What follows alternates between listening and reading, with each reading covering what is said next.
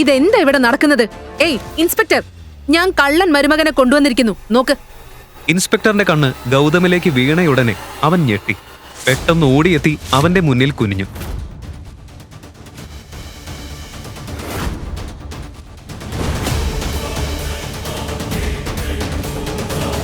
അയ്യോ sir, sir തന്നെയല്ലേ?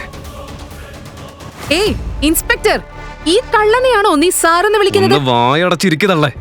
Chief minister സാറിന്റെ സുരക്ഷാ ജോലിയിലായിരുന്നപ്പോൾ ഞാൻ ഇദ്ദേഹത്തെ കണ്ടിട്ടുണ്ട്. ഇൻസ്പെക്ടർ പറഞ്ഞതൊക്കെ കേട്ട് അവിടെ നിന്നിരുന്ന എല്ലാവരും പാറ പോലെ നിശ്ചലമായി. ഗൗതമിന്റെ യഥാർത്ഥ രഹസ്യം പുറത്തായപ്പോൾ പോലീസ് സ്റ്റേഷന്റെ മുഴുവൻ അന്തരീക്ഷം തന്നെ മാറി.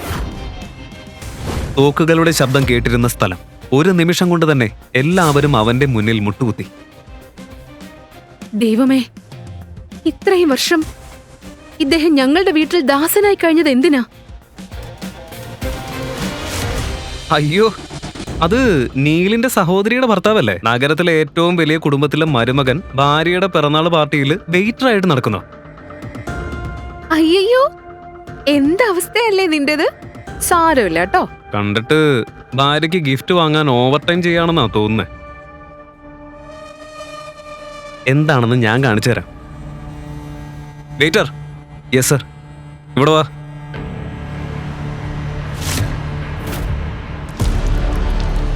കണ്ടില്ലേ,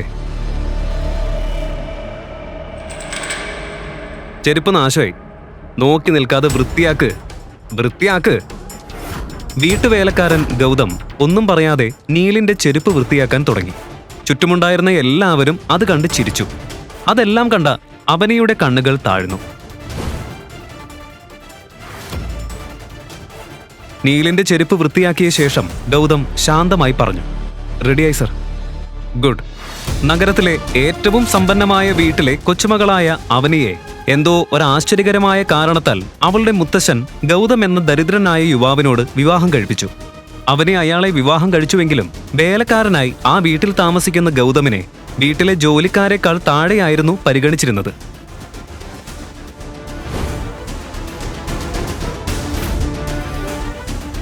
ഗൗതം, എന്താ നിന്റെ പ്രശ്നം? എന്തിനാ നീ എന്നെ ഇങ്ങനെ നാണം കെടുത്തുന്നത്? എന്റെ ബർത്ത്ഡേ പാർട്ടിയിൽ വെയിറ്റർ ആയിട്ട് വരേണ്ട കാര്യം എന്തായിരുന്നു? ഇങ്ങനെ വന്ന് എന്നെ നാണം കെടുത്താനാണോ നിന്റെ ഉദ്ദേശം? ഞാൻ എന്ത് ചെയ്യാൻ അവനെ? എല്ലാം ക്ലീൻ ചെയ്യാൻ നിന്റെ അമ്മ തന്നെയാ പറഞ്ഞത്. അതെ, ആളുകൾക്ക് അവർക്ക് ചേരുന്നതാണല്ലോ ചെയ്യേണ്ടത്. നീ വീട്ടിലേക്ക് വന്നിട്ട് നോക്ക്. ഇവിടെ നീ ഒരു മരുമകനെ പോലെയല്ല, ഏറ്റവും മോശം ജോലിക്കാരനായിട്ടാ നീ നടക്കുന്നത്. നമ്മുടെ ജോലിക്കാർ പോലും നിന്നെക്കാൾ 10 മടങ്ങ് സമ്പാദിക്കും. എന്റെ മുത്തശ്ശൻ എന്താ നിന്നിൽ കണ്ടതെന്ന് എനിക്ക് അറിയില്ല. എന്നെ എന്തിനാ ഈ വിവാഹത്തിന് നിർബന്ധിച്ചത്?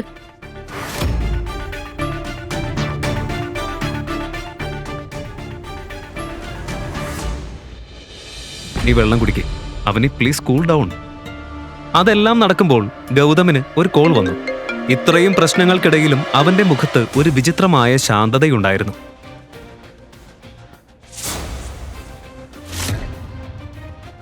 അവനിയെ നൈസായി കൈകാര്യം ചെയ്ത് ഗൗതം ആ പാർട്ടിയിൽ നിന്നും ശാന്തമായി ഇറങ്ങിപ്പോയി. അവന്റെ ആ മാറ്റം കണ്ട അവനി അതെന്തുകൊണ്ടാണെന്ന് അതിശയിച്ചു. രാത്രി ഗൗതം നേരെ വീട്ടിലേക്കെത്തി ബെഡ്റൂമിലേക്ക് കയറി.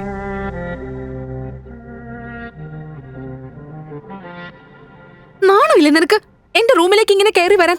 മോശം, പോയിവിടുന്ന്. ഞാൻ നിന്റെ ഭർത്താവല്ലേ, നീ ഇങ്ങനെ നാണിക്കുന്നത് എന്തിനാ? ഡ്രിങ്ക്സ് സെർവ് ചെയ്ത് നീയും കുറച്ച് കുടിച്ചോ? കേട്ടോ, നിന്നെപ്പോലെ ഒരാളെ ഭർത്താവായിട്ട് ഞാൻ കാണുന്നില്ല. ലോകത്തിന് മുന്നിൽ നീ എന്റെ ഭർത്താവാകും, പക്ഷെ ഈ മുറിയിൽ അങ്ങനെയല്ല. അതൊക്കെ പോട്ടെ, ഇത്ര സമയം നീ എവിടെയായിരുന്നു? സത്യം പറഞ്ഞാ ഞാൻ നിനക്കൊരു ഗിഫ്റ്റ് വാങ്ങിയിട്ടുണ്ട്. അത് കണ്ടാ നീ ഷോക്കാവും. അയ്യോ വേണ്ടേ, നിന്റെ ഗിഫ്റ്റ് അല്ലേ. കൂടി പോയാ ഒരു കോംബോ ബിന്ദിയോ അതോ ചെറിയൊരു പെട്ടിയോ ആകും. നീ ഒന്ന് വന്ന് നോക്ക്. കുറച്ചു നേരമല്ലേ ഞാൻ കൊണ്ടുവന്നത്. അത്ര നല്ല ഗിഫ്റ്റാ, കണ്ടാ നിനക്ക് വിശ്വാസമാവില്ല. പ്ലീസ് ഒന്ന് വാ. ഗൗതം പറയുന്നത് കേട്ട് അവനെ ഒന്ന് ഞെട്ടി. അവനെ ഒന്ന് നോക്ക് നിന്റെ ഗിഫ്റ്റ്. ശരി, പോവാ. ഗൗതം അവളുടെ കൈ പിടിച്ച് അവളെ അവന്റെ ഗിഫ്റ്റിനടുത്തേക്ക് കൊണ്ടുപോയി. ആ ഗിഫ്റ്റ് കണ്ട അവനെ കല്ലുപോലെ നിന്നു. രാത്രിയിലെ വെളിച്ചത്തിൽ മിനുങ്ങി നിന്നത് ഒരു പുതിയ ലക്ഷറി കാറായിരുന്നു. അവൾക്ക് ഒരു നിമിഷത്തേക്ക് അവളുടെ കണ്ണുകളെ വിശ്വസിക്കാനായില്ല. അയ്യോ, ഇത് ഇമ്പോർട്ടഡ് അല്ലേ? ഇന്ത്യയിൽ കുറച്ച് സമ്പന്നർക്ക് മാത്രമേ ഇത് ഉള്ളൂ എന്ന് ഞാൻ കേട്ടിട്ടുണ്ട്. ഇതിന്റെ വില 50 കോടിയാണെന്ന് ഞാൻ ഇന്നലെ വാർത്തയിൽ കേട്ടിരുന്നു. ഗൗതം, നീ ആരെയെങ്കിലും ചതിച്ചോ? അതോ ഞങ്ങളുടെ കമ്പനിയിൽ എന്തെങ്കിലും ഫ്രോഡ് കളിച്ചോ? സത്യം പറ ഗൗതം. ശരിക്കും ഗൗതം കവർച്ച ചെയ്തതാണോ അതോ മറ്റെന്തെങ്കിലും സത്യം ഇതിന് പിന്നിലുണ്ടോ? ആ ഫോൺ കോൾ വന്നത് ആരിൽ നിന്നാണ്? ഗൗതമിന്റെ യാഥാർത്ഥ്യം ഇപ്പോൾ അവനിയോട് പറയാൻ കഴിഞ്ഞില്ല. ആക്ച്വലി ഇതെന്റെ സുഹൃത്തിന്റെയാ. ഇന്നെന്തായാലും നിന്റെ ബർത്ത്ഡേ അല്ലേ, അതുകൊണ്ട് അവന്റെ കയ്യിൽ നിന്ന് ബോറോ ചെയ്തതാ. എന്നാ നമുക്കൊരു ഡ്രൈവ് പോയാലോ? ഡ്രൈവ്? നീ ഇത്രയും തരംതാണ് പോയല്ലോ ഗൗതം. മുൻപ് നീ 50 രൂപ വിലയുള്ള ഗിഫ്റ്റ് തന്നാലും അത് നീ കഷ്ടപ്പെട്ട പണം കൊണ്ടായിരുന്നു. ഇപ്പൊ നീ ആരാ നിനക്ക് ഇത്ര വിലയുള്ള കാറ് തന്നത്? ഇത് നീ കൊണ്ടുവന്ന സ്ഥലത്ത് തന്നെ തിരിച്ചു കൊണ്ടുപോ പ്ലീസ്.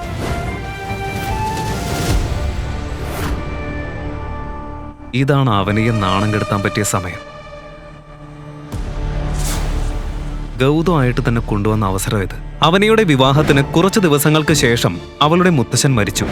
അതിനുശേഷം അഗർവാൾ കുടുംബത്തിന്റെ തലവിയായി അവളുടെ മുത്തശ്ശി ഗായത്രി ദേവി സ്ഥാനമെടുത്തു. ഗായത്രി ദേവിക്ക് ഗൗതം എന്ന മരുമകൻ അഗർവാൾ കുടുംബത്തിലെ ഒരു കളങ്കം പോലെയായിരുന്നു. അവനെ വിവാഹം കഴിച്ചതിൽ അവർക്ക് അത്യന്തം കോപവും വെറുപ്പും ഉണ്ടായിരുന്നു. ഈ അവസരം നീലും ഷനായിയും മുതലെടുക്കാനായിരുന്നു പ്ലാൻ. നാളെ അവനിയുടെ മാനമാണ് ഞാൻ മുഴുവൻ കുടുംബത്തിന് മുന്നിലും ലേലം വെക്കാൻ പോകുന്നത്. പൊളിച്ചടുക്കുന്ന ആളെ ഞാൻ.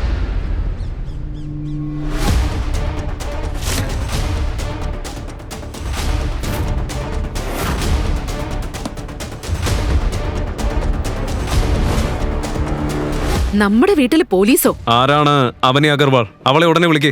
ഇൻസ്പെക്ടർ അവനിയുടെ പേര് പറഞ്ഞതും ഗായത്രി ദേവിയുടെ മുഖം ചുവന്നുപോയി. കോപം ഇരട്ടിയായി. അവനി, അവനി! മുത്തശ്ശിയുടെ ശബ്ദം കേട്ട് അവനി ഓടി വന്നു. പോലീസിനെ കണ്ടപ്പോൾ അവളുടെ ഹൃദയം വേഗത്തിൽ മിടിക്കാൻ തുടങ്ങി. ഇൻസ്പെക്ടർ സർ, ഇത്രയും നേരത്തെ ഇവിടെ വന്നത് എന്തിനാ? എന്നെ എന്തിനാ അന്വേഷിക്കുന്നത്? ഒരു കവർച്ച ചെയ്ത ഇമ്പോർട്ടഡ് കാർ ഈ വീട്ടിലുണ്ടെന്ന് ഞങ്ങൾക്ക് വിവരം കിട്ടിയിട്ടുണ്ട്. അത് കേട്ടതും ഇൻസ്പെക്ടർ പറയുന്നത് ഗൗതം ഇന്നലെ കൊണ്ടുവന്ന കാറിനെ കുറിച്ചാണെന്ന് അവനിക്ക് മനസ്സിലായി. അതെ, ഒരു കാർ ഇവിടെ ഉണ്ട്.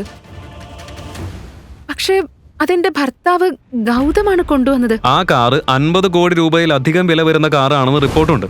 അപ്പോ നിങ്ങളുടെ ഭർത്താവിന്റെ മാസവരുമാനം എത്രയാ? ആ റാസ്കൽ, ഒന്നിനും കൊള്ളാത്തവൻ. ആ വേലക്കാരൻ ഇപ്പൊ കക്കാനും തുടങ്ങിയോ? നിങ്ങൾ രണ്ടും കൂടെ അഗർവാൾ കുടുംബത്തിന്റെ പേരാണ് കളങ്കപ്പെടുത്തിയിരിക്കുന്നത്. ഇൻസ്പെക്ടർ, ഇവളുടെ ഭർത്താവിന് വിദ്യാഭ്യാസമൊന്നുമില്ല, ഒരു ജോലിയുമില്ല, ഒന്നും ചെയ്യാറുമില്ല. അപ്പോ ഒരു ജോലിയും പഠനവും ഒന്നുമില്ലാത്ത അവൻ എവിടുന്ന 50 കോടി വിലയുള്ള കാറ് വാങ്ങിയത്? അത് അവന്റെ സുഹൃത്തിന്റെ കാർ. എന്താ നീ പറഞ്ഞത്? സുഹൃത്തോ? ഈ ഒന്നിനും വകയില്ലാത്ത അവന് 50 കോടി രൂപ വിലയുള്ള കാറുള്ള സുഹൃത്തുണ്ടാകൂ? അതുപോലൊരു കാറുള്ളവർക്ക് ഇവന് വായ്പയ്ക്ക് കൊടുക്കാൻ തോന്നുവോ? ആരാണാ വലിയ ദാനശീലൻ? അവന്റെ പേരെന്താ? 50 കോടി രൂപ വിലയുള്ള കാർ ഒരു ഗതിയും പരഗതിയും ഇല്ലാത്ത അവന് കൊടുക്കാൻ തയ്യാറായ ആ ധനവാൻ ആരാ? മുത്തശ്ശിയുടെ വാക്കുകൾ കേട്ടപ്പോൾ അവനിയുടെ കാലിനടിയിലെ മണ്ണ് ഒഴുകിപ്പോകുന്നത് പോലെ അവൾക്ക് തോന്നി. ഗൗതം എന്തെങ്കിലും തെറ്റ് ചെയ്തിരിക്കും എന്നവൾക്ക് ഉറപ്പായി. ഇന്നുവരെ ഇത്രയും അപമാനിതയായി അവൾക്കൊരിക്കലും തോന്നിയിട്ടില്ല. അവന്റെ പേര്, അവന്റെ സുഹൃത്തിന്റെ പേരെനിക്കറിയില്ല. ഓ, അങ്ങനെയാണെങ്കിലേ നിന്റെ ഭർത്താവിനെ വിളിച്ചോണ്ട് വാ. പോയി അവൻ എവിടെയാണെന്ന് നോക്ക്. ഈ അവസ്ഥ കണ്ട അവനിയുടെ മനസ്സ് തകർന്നു. കൈകാൽ വിറച്ചു പോയ അവൾക്ക് ഒന്നും പറയാൻ പോലും കഴിഞ്ഞില്ല. മുത്തശ്ശി, അവിടെ എങ്ങും കാണാനില്ല. ഇൻസ്പെക്ടർ സാർ, എനിക്ക് തോന്നുന്നത് ഇതിവര് ഭാര്യയും ഭർത്താവും ചേർന്ന് ചെയ്തതാണെന്നാ. ഇവൾ അഗർവാൾ കുടുംബത്തിന്റെ പേരിന് തന്നെ കളങ്കോ. ഇൻസ്പെക്ടർ, ഇവളെ പിടിച്ചു കൊണ്ടുപോകൂ. അവളുടെ ഭിക്ഷാടകൻ ഭർത്താവ് വന്നാ ഞാൻ തന്നെ അവനെ പോലീസ് സ്റ്റേഷനിൽ എത്തിക്കാം. കോൺസ്റ്റബിൾ, ഇവളെ കൊണ്ടുപോ. ഇല്ല മുത്തശ്ശി, പ്ലീസ്. ഇൻസ്പെക്ടർ സാർ, ഒന്ന് കേൾക്കൂ. എനിക്കൊന്നും അറിയില്ല. ഞാൻ കള്ളിയല്ല. പറയാനുള്ളതൊക്കെ ഇനി പോലീസ് സ്റ്റേഷനിൽ പറഞ്ഞാ മതി. കൊണ്ടുപോവളെ. പ്ലീസ് പ്ലീസ് മുത്തശ്ശി, ഒന്ന് കേൾക്ക്. അവനിയുടെ ഈ അവസ്ഥ കണ്ട് നീലിനും ഷനായയ്ക്കും ചിരി അടക്കാനായില്ല. അവരുടെ മുഖത്തിലെ ആ സന്തോഷം കണ്ടപ്പോഴാണ് ഇതെല്ലാം അവരുടെ പണിയാണെന്ന് അവനിക്ക് മനസ്സിലായത്. എങ്കിലും അതിലധികം അപ്പോൾ അവൾക്ക് ദേഷ്യം ഗൗതമനോടായിരുന്നു. മുത്തച്ഛന്റെ വ്യവസ്ഥയും വാഗ്ദാനവും എല്ലാം തീരട്ടെ. കഴിഞ്ഞിട്ട് വേണം ഗൗതമിനോട് ഡിവോഴ്സ് വാങ്ങാൻ. അതിനിടയിൽ കോൺസ്റ്റബിൾ തന്റെ കമ്പ്യൂട്ടറിൽ നോക്കിയപ്പോൾ മുഖം വിളറിപ്പോയി. അയാൾ ഓടിയെത്തി ഇൻസ്പെക്ടറുടെ ചെവിയിൽ എന്തോ പറഞ്ഞു. അത് കേട്ട് ഇൻസ്പെക്ടറും കമ്പ്യൂട്ടറിൽ പോയി നോക്കി.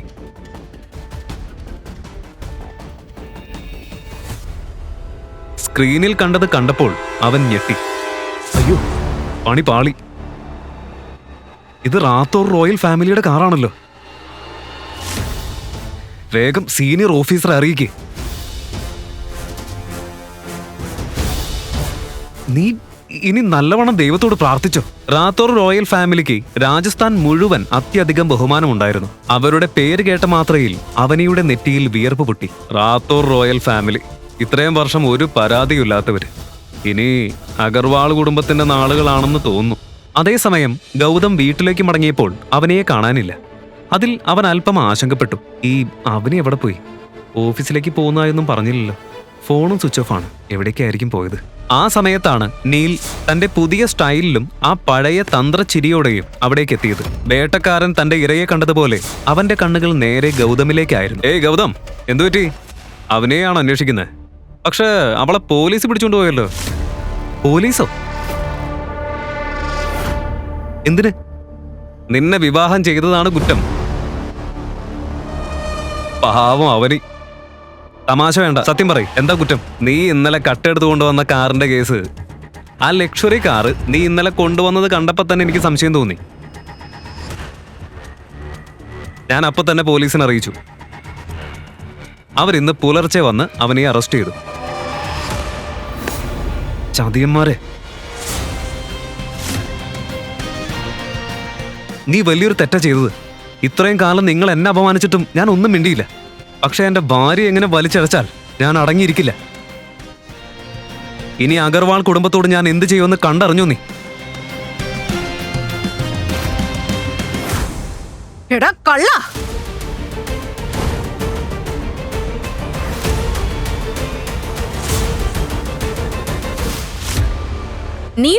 നീ ഇതും കേട്ട് നിൽക്കാണോ?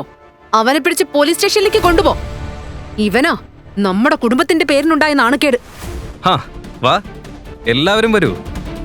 അവനെയോട് നിങ്ങൾ ചെയ്ത തെറ്റ് എത്ര വലുതാണെന്ന് നിങ്ങൾക്ക് നേരിട്ട് തന്നെ ഞാൻ കാണിച്ചു തരാം. അങ്ങനെ ഗായത്രി ദേവി, നീൽ, ഷനായ എന്നിവർ കൂടി പോലീസ് സ്റ്റേഷനിലേക്ക് പോയി. അവിടെ അവരെ കാത്തിരുന്നത് ഞെട്ടിക്കുന്ന ഒരു സത്യമായിരുന്നു. അയ്യോ അയ്യോ ദൈവമേ! ഉടനെ അവന് മേടത്തെ വിട്ടേക്ക്.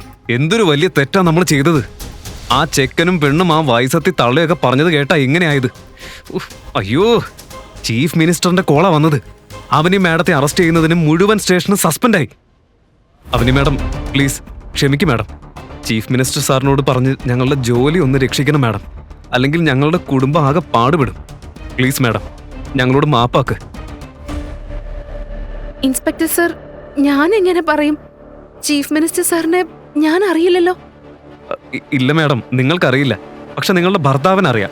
ചീഫ് മിനിസ്റ്റർ സാറ് തന്നെയാ പറഞ്ഞത്. സാറ് വിളിച്ചത് ഗൗതം പറഞ്ഞിട്ടാണെന്ന്. മാഡം, ഞാൻ വലിയൊരു തെറ്റ് ചെയ്തു പോയി. ഞാൻ എന്തിനങ്ങനെ ചെയ്തതെന്ന് അറിയില്ല. പ്ലീസ് മാഡം, ഞങ്ങളോട് മാപ്പാക്ക്. മാപ്പാക്കണം മാഡം. ഇതെല്ലാം നടക്കുമ്പോഴാണ് നീൽ ഗൗതമിനൊപ്പം പോലീസ് സ്റ്റേഷനിലേക്ക് എത്തിയത്. കൂടെ ഗായത്രി ദേവിയും ഉണ്ടായിരുന്നു. ഇതെന്താ ഇവിടെ നടക്കുന്നത്? ഏയ് ഇൻസ്പെക്ടർ, ഞാൻ കള്ളൻ മരുമകനെ കൊണ്ടുവന്നിരിക്കുന്നു, നോക്ക്. ഇൻസ്പെക്ടറിന്റെ കണ്ണ് ഗൗതമിലേക്ക് വീണയുടനെ അവൻ ഞെട്ടി. പെട്ടെന്ന് ഓടിയെത്തി അവന്റെ മുന്നിൽ കുനിഞ്ഞു.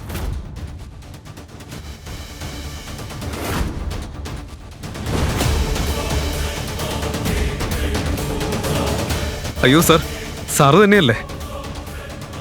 ഏയ് ഇൻസ്പെക്ടർ, ഈ കള്ളനെയാണോ നീ സാറെന്ന് വിളിക്കുന്നത്? വായടച്ചിരിക്കുന്നല്ലേ. ചീഫ് മിനിസ്റ്റർ സാറിന്റെ സുരക്ഷാ ജോലിയിലായിരുന്നപ്പോ ഞാൻ ഇദ്ദേഹത്തെ കണ്ടിട്ടുണ്ട്. ഇൻസ്പെക്ടർ പറഞ്ഞതൊക്കെ കേട്ട് അവിടെ നിന്നിരുന്ന എല്ലാവരും പാറ പോലെ നിശ്ചലമായി. ഗൗതമിന്റെ യഥാർത്ഥ രഹസ്യം പുറത്തായപ്പോൾ പോലീസ് സ്റ്റേഷന്റെ മുഴുവൻ അന്തരീക്ഷം തന്നെ മാറി. തോക്കുകളുടെ ശബ്ദം കേട്ടിരുന്ന സ്ഥലം ഒരു നിമിഷം കൊണ്ട് തന്നെ എല്ലാവരും അവന്റെ മുന്നിൽ മുട്ടുകുത്തി. ദൈവമേ, ഇത്രയും വർഷം ഇദ്ദേഹം ഞങ്ങളുടെ വീട്ടിൽ ദാസനായി കഴിഞ്ഞത് എന്തിനാ? ഗൗതമിന്റെ സത്യം എന്താണ്? ഇനി എന്ത് സംഭവിക്കും? അഗർവാൾ കുടുംബം ഗൗതമിന്റെ യഥാർത്ഥ മുഖം തിരിച്ചറിഞ്ഞോ? അവനിയുടെ മുത്തശ്ശനും ഈ സത്യം അറിയാമായിരുന്നോ? ഈ വിവാഹം നടത്തിയത് എന്തിനാണ്? തിരുവനന്തപുരത്തെ ഒരു പുരാവസ്തു ശേഖരണ സ്റ്റോർ. അവിടെ അകത്ത് വലിയൊരു തർക്കം നടക്കുകയാണ്. സ്റ്റോർ മാനേജർ ഒരു ചെറുപ്പക്കാരനെയും വൃദ്ധനെയും വഴക്ക് പറയുന്നു. വളരെ സാധാരണക്കാരനെ പോലെ വസ്ത്രം ധരിച്ച ആ ചെറുപ്പക്കാരനാണ് ആദിത്യൻ. മാനേജറെ എന്തൊക്കെയോ പറഞ്ഞ് തൽക്കാലത്തേക്ക് സമാധാനപ്പെടുത്തി ആദിത്യൻ അവിടെ നിന്ന് മാറി ആരെയോ ഫോൺ ചെയ്തു. അപ്പുറത്ത് കോൾ എടുത്തതും അവൻ സംസാരിച്ചു തുടങ്ങി. ഹലോ ആവണി, ഒരു പ്രശ്നമുണ്ട്. ഓ എന്റെ ആദിത്യ, നീ വിളിക്കുമ്പോ തന്നെ അത് എന്തെങ്കിലും ഒരു പ്രശ്നമാണെന്ന് എനിക്കറിയാം. വലുതാണോ ചെറുതാണോ എന്ന് പറഞ്ഞാൽ മതി. പറ, ഇത്തവണ എന്താണ് ഉണ്ടായത്? ആവണി പരിഹാസത്തോട് ചോദിച്ചു. ആവണി, അത് പിന്നെ ഞാൻ അച്ഛൻ്റെ കൂടെ ഇവിടെ ഒരു ആൻറ്റിക് ഷോപ്പിൽ വന്നതായിരുന്നു. പക്ഷേ ഇവിടെ വെച്ച് ബൈ മിസ്റ്റേക്ക് നല്ല വിലയുള്ളൊരു പ്രതിമ നിലത്ത് വീണ് പൊട്ടി. ആദിത്യൻ മടിയോടെ പറഞ്ഞു. എന്നാൽ ആവണി അതൊന്നും ശ്രദ്ധിക്കാത്തതുപോലെ ചോദിച്ചു. അതുകൊണ്ട് ഇവരിപ്പോ ആ പ്രതിമയ്ക്ക് പണം ചോദിക്കുന്നുണ്ട്. 30 ലക്ഷം രൂപ. ആദിത്യന്റെ മറുപടി കേട്ട് ആവണി ഞെട്ടി. എന്ത്, 30 ലക്ഷമോ? അതും ഒരു പ്രതിമയ്ക്ക്? നീ എന്തൊക്കെയാ ആദിത്യ ഈ പറയുന്നേ? അതെ ആവണി, എന്ത് ചെയ്യണമെന്ന് എനിക്കറിയില്ല. എത്രയും പെട്ടെന്ന് ആ പണം വേണമെന്നാണ് ഇവർ പറയുന്നത്. സംഭവത്തിന്റെ ഗൗരവം ആദിത്യന്റെ ശബ്ദത്തിൽ നിന്ന് വ്യക്തമായിരുന്നു. അത് കേട്ട് ആവണിക്ക് ദേഷ്യമടക്കാനായില്ല. നിനക്ക് ഭ്രാന്താണോ ആദിത്യ? നീ ഒരു ജോലിയും ചെയ്ത വീട്ടിൽ വെറുതെ ഇരിക്കുന്നത് തന്നെ എനിക്കൊരു പ്രശ്നമാണ്. ഇപ്പോൾ ഇതാ പുതിയൊരു കാര്യം കൊണ്ട് വന്നിരിക്കുന്നു. എന്റെ കയ്യിൽ എവിടെന്നാ ഇത്രയും പണം? വായിൽ വന്നതൊക്കെ വിളിച്ചു പറഞ്ഞതിന് ശേഷം ആവണി ദേഷ്യം നിയന്ത്രിച്ചുകൊണ്ട് കുറച്ചു സമയം മിണ്ടാതെ നിന്നു. ആദിത്യൻ എല്ലാം നിശബ്ദമായി കേട്ടു നിന്നു. എന്തായാലും ഞാനൊരു കാര്യം പറഞ്ഞേക്കാം. ഇത്തവണ എനിക്ക് നിന്നെ എന്തായാലും സഹായിക്കാൻ കഴിയില്ല. നീയല്ലേ ഇത് പൊട്ടിച്ചത്, അതുകൊണ്ട് നീ തന്നെ അത് കൈകാര്യം ചെയ്താൽ മതി. എന്റെ കയ്യിൽ അത്രയും പണമൊന്നുമില്ല, അവൾ പറഞ്ഞു. അയ്യോ, അങ്ങനെയല്ല ആവണി. എന്തോ പറയാനൊരുങ്ങിയ ആദിത്യനെ മുഴുവിക്കാൻ സമ്മതിക്കാതെ ആവണി ദേഷ്യത്തോടെ ഫോൺ കട്ട് ചെയ്തു. ആദിത്യൻ നിന്ന് വിയർക്കാൻ തുടങ്ങി. ആവണി ആദിത്യന്റെ ഭാര്യയാണ്. ഇന്ന് അവർ രണ്ടുപേരുടെയും വിവാഹം കഴിഞ്ഞിട്ട് 3 വർഷം തികയുന്ന ദിവസമാണ്. ജോലിക്കൊന്നും പോവാത്ത ആദിത്യൻ ആവണിയുടെ വീട്ടിലാണ് താമസിക്കുന്നത്. അവിടെ അവന് ഒരു വേലക്കാരന്റെ സ്ഥാനം മാത്രമേ ഉള്ളൂ. വീട്ടുജോലികൾ ചെയ്തും ആവണിയുടെയും അവളുടെ അമ്മയുടെയും കാര്യങ്ങളൊക്കെ നോക്കിയും അവൻ യാതൊരു പരാതിയും പറയാതെ ജീവിച്ചു പോന്നു. അടുക്കള ജോലി മുതൽ വീട് വൃത്തിയാക്കൽ വരെ എല്ലാ ഭാരവും അവന്റെ മാത്രം കടമയായി എല്ലാവരും കണ്ടു. ഭർത്താവിന്റെ ഈ അവസ്ഥ കാണുമ്പോൾ ആവണിക്ക് അസ്വസ്ഥതയാണ് തോന്നിയത്. വീടിന്റെ സാമ്പത്തിക ബാധ്യത മുഴുവൻ ആവണിയുടെ ചുമലിലായിരുന്നു. അതിനിടയിലാണ് ആദിത്യൻ ഓരോ പ്രശ്നവും പറഞ്ഞു വിളിക്കുന്നത്. അതേസമയം താൻ ഇനി എന്തു ചെയ്യുമെന്ന് ആലോചിച്ച് ആ സ്റ്റോറിൽ നിന്ന് ടെൻഷൻ അടിക്കുകയാണ് ആദിത്യൻ. അവൻ ആവണിയോട് പറയാൻ തുടങ്ങിയ കാര്യം അവൾ കേൾക്കാൻ പോലും ശ്രമിച്ചില്ല. സത്യത്തിൽ ആ പ്രതിമ പൊട്ടിയത് അവന്റെ കൈതട്ടി ആയിരുന്നില്ല. ആദിത്യന്റെ കൂടെ ഉണ്ടായിരുന്ന ആവണിയുടെ അച്ഛന്റെ മിസ്റ്റേക്ക് ആയിരുന്നു അത്. അവൾ തന്നോട് അങ്ങനെയൊക്കെ സംസാരിച്ചല്ലോ എന്ന് ആലോചിച്ചപ്പോൾ ആദിത്യന് ടെൻഷനായി. ഒന്നുകൂടി ആവണിയെ വിളിച്ചു നോക്കാമെന്ന് അവൻ കരുതിയപ്പോൾ സ്റ്റോർ മാനേജർ കുറച്ച് ബോഡി ഗാർഡ്സുമായി അവന്റെ മുന്നിലെത്തി. എല്ലാവരുടെയും മുഖത്ത് നല്ല ദേഷ്യമുണ്ടായിരുന്നു. മാനേജർ പറഞ്ഞു. ഹലോ മിസ്റ്റർ, എന്താണ് നിങ്ങളുടെ ഉദ്ദേശം? 1 മണിക്കൂറായിട്ട് പണമൊന്നും എത്തിയിട്ടില്ലല്ലോ. നിങ്ങളെ സഹായിക്കാനും ആരും വന്നിട്ടില്ല. ഞങ്ങളൊക്കെ എത്ര നേരം ഇതും കാത്തിരിക്കണം? അതിനു പുറമെ ആ കിഴവൻ ഇവിടെ നിന്ന് ഓടിപ്പോവാനും ശ്രമിച്ചു. മാനേജർ പറഞ്ഞത് കേട്ട് ആദിത്യൻ അമ്പരപ്പോടെ നിന്നു. അങ്ങനെയൊന്നും ഉണ്ടാവില്ല. പണം തരാതെ ഞങ്ങൾ എവിടെയും പോവില്ല. ആദിത്യൻ അയാളെ സമാധാനിപ്പിക്കാൻ ശ്രമിച്ചു. ഇനി ഞങ്ങൾ നിങ്ങളുടെ വാക്ക് വിശ്വസിക്കണം അല്ലേ? ദേ, ഈ ബോഡി ഗാർഡ്സ് കണ്ടതുകൊണ്ടാണ്. അല്ലെങ്കിൽ അയാൾ ഇവിടെ നിന്ന് ഓടിപ്പോയേനെ. ഒരു കാര്യം പറഞ്ഞേക്കാം, ഇപ്പോൾ തന്നെ സമയം 2 മണിയായി. 5 മണിക്കുള്ളിൽ ആ പ്രതിമയ്ക്കുള്ള പണം ഞങ്ങൾക്ക് തന്നില്ലെങ്കിൽ ഞാൻ ആ കിഴവനെ പിടിച്ച് പോലീസിൽ ഏൽപ്പിക്കും. മനസ്സിലായോ? മാനേജർ ദേഷ്യത്തോടെ പറഞ്ഞു. അതും പറഞ്ഞ് മാനേജർ ആദിത്യനെ സൂക്ഷ്മമായി നോക്കി. മാനേജറുടെ ഭീഷണികൾ കേട്ട് ആദിത്യൻ മിണ്ടാതെ നിന്നു. അപ്പോഴേക്കും 60-61 വയസ്സ് പ്രായമുള്ള ഒരാൾ അവന്റെ തോളിൽ കൈവച്ചു. ആവണിയുടെ അച്ഛൻ ജയരാജ് ആയിരുന്നു അത്. ആദിത്യൻ അയാളോട് പറഞ്ഞു. അച്ഛാ, പണമില്ലാതെ ആളുകൾ നമ്മളെ പോവാൻ അനുവദിക്കില്ല. അപ്പോൾ ജയരാജ് പേടിയോടെ പറഞ്ഞു. പക്ഷെ മോനെ, ഞാൻ അറിയാതെ ഇവർ പോലീസിനെ വിളിക്കും എന്നൊക്കെയാ പറയുന്നേ. നീ എന്തെങ്കിലും ഒന്ന് ചെയ്. എങ്ങനെയെങ്കിലും പണം അറേഞ്ച് ചെയ്യണം. അല്ലെങ്കിൽ എനിക്ക് പകരം നീ പോലീസ് സ്റ്റേഷനിൽ പോകുമോ? നിന്റെ മിസ്റ്റേക്ക് ആണെന്ന് പറ. കഴിഞ്ഞ 3 വർഷമായി നിന്നെ ഞങ്ങളുടെ വീട്ടിൽ താമസിപ്പിക്കുന്നില്ലേ? അതും എന്റെ മോളുടെ ചിലവിൽ. അതിന് പകരമായി നിനക്കിത് ചെയ്യാൻ പറ്റില്ലേ? അച്ഛാ, അച്ഛന് വേണ്ടി കുറ്റം ഏൽക്കാൻ എനിക്ക് സന്തോഷമേ ഉള്ളൂ. പക്ഷെ ഇവിടെ നടന്നതൊക്കെ എല്ലാവരും കണ്ടതല്ലേ? അച്ഛനും കേട്ടില്ല അവര് പറഞ്ഞതൊക്കെ. നമ്മൾ പറയുന്നൊന്നും ഇവരിനി സമ്മതിക്കുന്നു തോന്നുന്നില്ല. ആദിത്യൻ പറഞ്ഞു. എന്നാ പിന്നെ എങ്ങനെയെങ്കിലും നീ അവർക്കുള്ള പണം കൊടുക്ക. വിയർത്ത് കുളിച്ച് ശബ്ദമിടറി ജയരാജ് പറയുന്നത് കേട്ട് അയാളെ സഹായിക്കണമെന്ന് ആദിത്യന് ആഗ്രഹമുണ്ടായിരുന്നു. എന്നാൽ അവന്റെ മുന്നിൽ അതിനൊരു വഴിയുമില്ലായിരുന്നു. അച്ഛാ, എനിക്ക് എന്താണ് ചെയ്യാൻ പറ്റുക? 30 ലക്ഷം രൂപയാണ് അവർ ചോദിക്കുന്നത്. എന്റെ പോക്കറ്റിലാണെങ്കിൽ 30 രൂപ പോലും എടുക്കാനില്ല. ശരിയാ, ഒരു ഉപകാരവും ഇല്ലാത്ത നിന്നോടൊക്കെ പറഞ്ഞിട്ടെന്തിനാ? നീ ഇപ്പൊ തന്നെ ഒന്നുകൂടെ ആവണിയെ വിളിക്ക്. അവളോട് ഞാൻ സംസാരിക്കാം. ജയരാജ് പറഞ്ഞു. വേറെ ഒരു വഴിയുമില്ലാതെ ആദിത്യൻ ആവണിയുടെ നമ്പർ പിന്നെയും ഡയൽ ചെയ്തു. എന്നാൽ റിംഗ് പൂർത്തിയാവുന്നതിന് മുമ്പ് തന്നെ ആവണി ദേഷ്യത്തോടെ കോൾ കട്ട് ചെയ്തു. ഇത് കണ്ട ജയരാജ് ആദിത്യന്റെ കയ്യിൽ നിന്ന് ഫോൺ തട്ടിപ്പറിച്ച് വീണ്ടും അവളെ വിളിച്ചു. കുറച്ച് സമയത്തിന് ശേഷം ആവണി ഫോൺ എടുത്തു. അവൾ ദേഷ്യത്തോടെ പറഞ്ഞു. ആദിത്യ, ജോലി സമയത്ത് എന്നെ വിളിച്ചോണ്ടിരിക്കല്ലേ? നിന്നെ ഞാൻ സഹായിക്കില്ലെന്ന് നേരത്തെ തന്നെ പറഞ്ഞില്ലേ? ഇതെല്ലാം കേട്ടുകൊണ്ടിരുന്ന ജയരാജ് ഒരു ദീർഘനിശ്വാസം എടുത്തുകൊണ്ട് പതുക്കെ പറഞ്ഞു, മോളെ, ഇത് അച്ഛനാണ്. ആവണി ഒരു നിമിഷം ഒന്ന് ഞെട്ടി. അച്ഛാ, അച്ഛനും ഉണ്ടോ കൂടെ? മോളെ, നീ ഒന്ന് സഹായിക്കണം. ഈ ആളുകൾക്ക് പണം കൊടുത്തില്ലെങ്കിൽ അവരെന്നെ പോലീസിൽ ഏൽപ്പിക്കും. അയാൾ നിരാശയോടെ മകളോട് പറഞ്ഞു. അത് കേട്ട് ആവണി വല്ലാതായി. അവൾ ചോദിച്ചു, അച്ഛനെയോ? പക്ഷെ എന്തിന്? ആ ആദിത്യൻ ഓരോന്ന് ഒപ്പിക്കുന്നതിന് അച്ഛൻ എന്തിനാ ടെൻഷൻ ആവുന്നേ? എന്നാൽ ജയരാജ് അവളെ തിരുത്തിക്കൊണ്ട് പറഞ്ഞു, അല്ല മോളെ, ശരിക്കും ആ പ്രതിമ എന്റെ കയ്യിൽ നിന്നാണ് വീണത്. ഞാൻ അതിന്റെ ഒരു ഫോട്ടോ എടുക്കാൻ ശ്രമിച്ചതാ. അബദ്ധത്തിൽ അതിലൊന്ന് തൊട്ടപ്പോ താഴേക്ക് വീണു. അതൊക്കെ ഇവിടെ എല്ലാവരും കാണുകയും ചെയ്തു. ആദിത്യൻ തന്നെ നമ്മുടെ കുടുംബത്തിന് ഒരുപാട് പ്രശ്നങ്ങൾ ഉണ്ടാക്കുന്നുണ്ട്. ഇപ്പോൾ അതിന്റെ കൂടെ അച്ഛനും തുടങ്ങിയോ? ആവണി തലയിൽ കൈവച്ചുകൊണ്ട് പറഞ്ഞു. അത് പിന്നെ ഞാൻ ഞാൻ ജയരാജ് അത് കേട്ട് വിക്കി വിക്കി പറഞ്ഞു. ശരി ശരി, ഞാൻ എവിടേക്കാ വരേണ്ടത്? ഞാൻ അമ്മയും കൂട്ടി വരാം. ആവണി ഇതും പറഞ്ഞുകൊണ്ട് ഓഫീസിൽ നിന്നിറങ്ങി. ജയരാജ് വേഗം സ്ഥലം പറഞ്ഞുകൊടുത്തു. കേട്ട പാതി കേൾക്കാത്ത പാതി അവൾ ഓഫീസിൽ നിന്ന് ധൃതിയിലിറങ്ങി. എങ്കിലും അത്രയും പണം എങ്ങനെ പെട്ടെന്നുണ്ടാക്കുമെന്ന് അവൾക്ക് ഒരു പിടിയുമില്ലായിരുന്നു. യഥാർത്ഥത്തിൽ അവളുടെ അച്ഛൻ ജയരാജ് അവിടുത്തെ ഏറ്റവും സമ്പന്നമായ കുടുംബങ്ങളിൽ ഒന്നായ അമ്പാട്ട് കുടുംബത്തിൽപ്പെട്ടയാളാണ്. എന്നാൽ ജയരാജിന്റെ അമ്മ ഗായത്രി ദേവിക്ക് ആദിത്യന്റെയും ആവണിയുടെയും വിവാഹത്തോട് എതിർപ്പായിരുന്നു. ഗായത്രി ദേവിയുടെ ഭർത്താവും ആവണിയുടെ മുത്തച്ഛനുമായ ബാലകൃഷ്ണപിള്ളയായിരുന്നു ആവണിയുടെ വിവാഹം നടത്തിയത്. 3 വർഷം മുൻപ് ബാലകൃഷ്ണപിള്ള യാദൃച്ഛികമായി നെടുമങ്ങാട് നിന്ന് കണ്ടുമുട്ടിയതാണ് ആദിത്യനെ.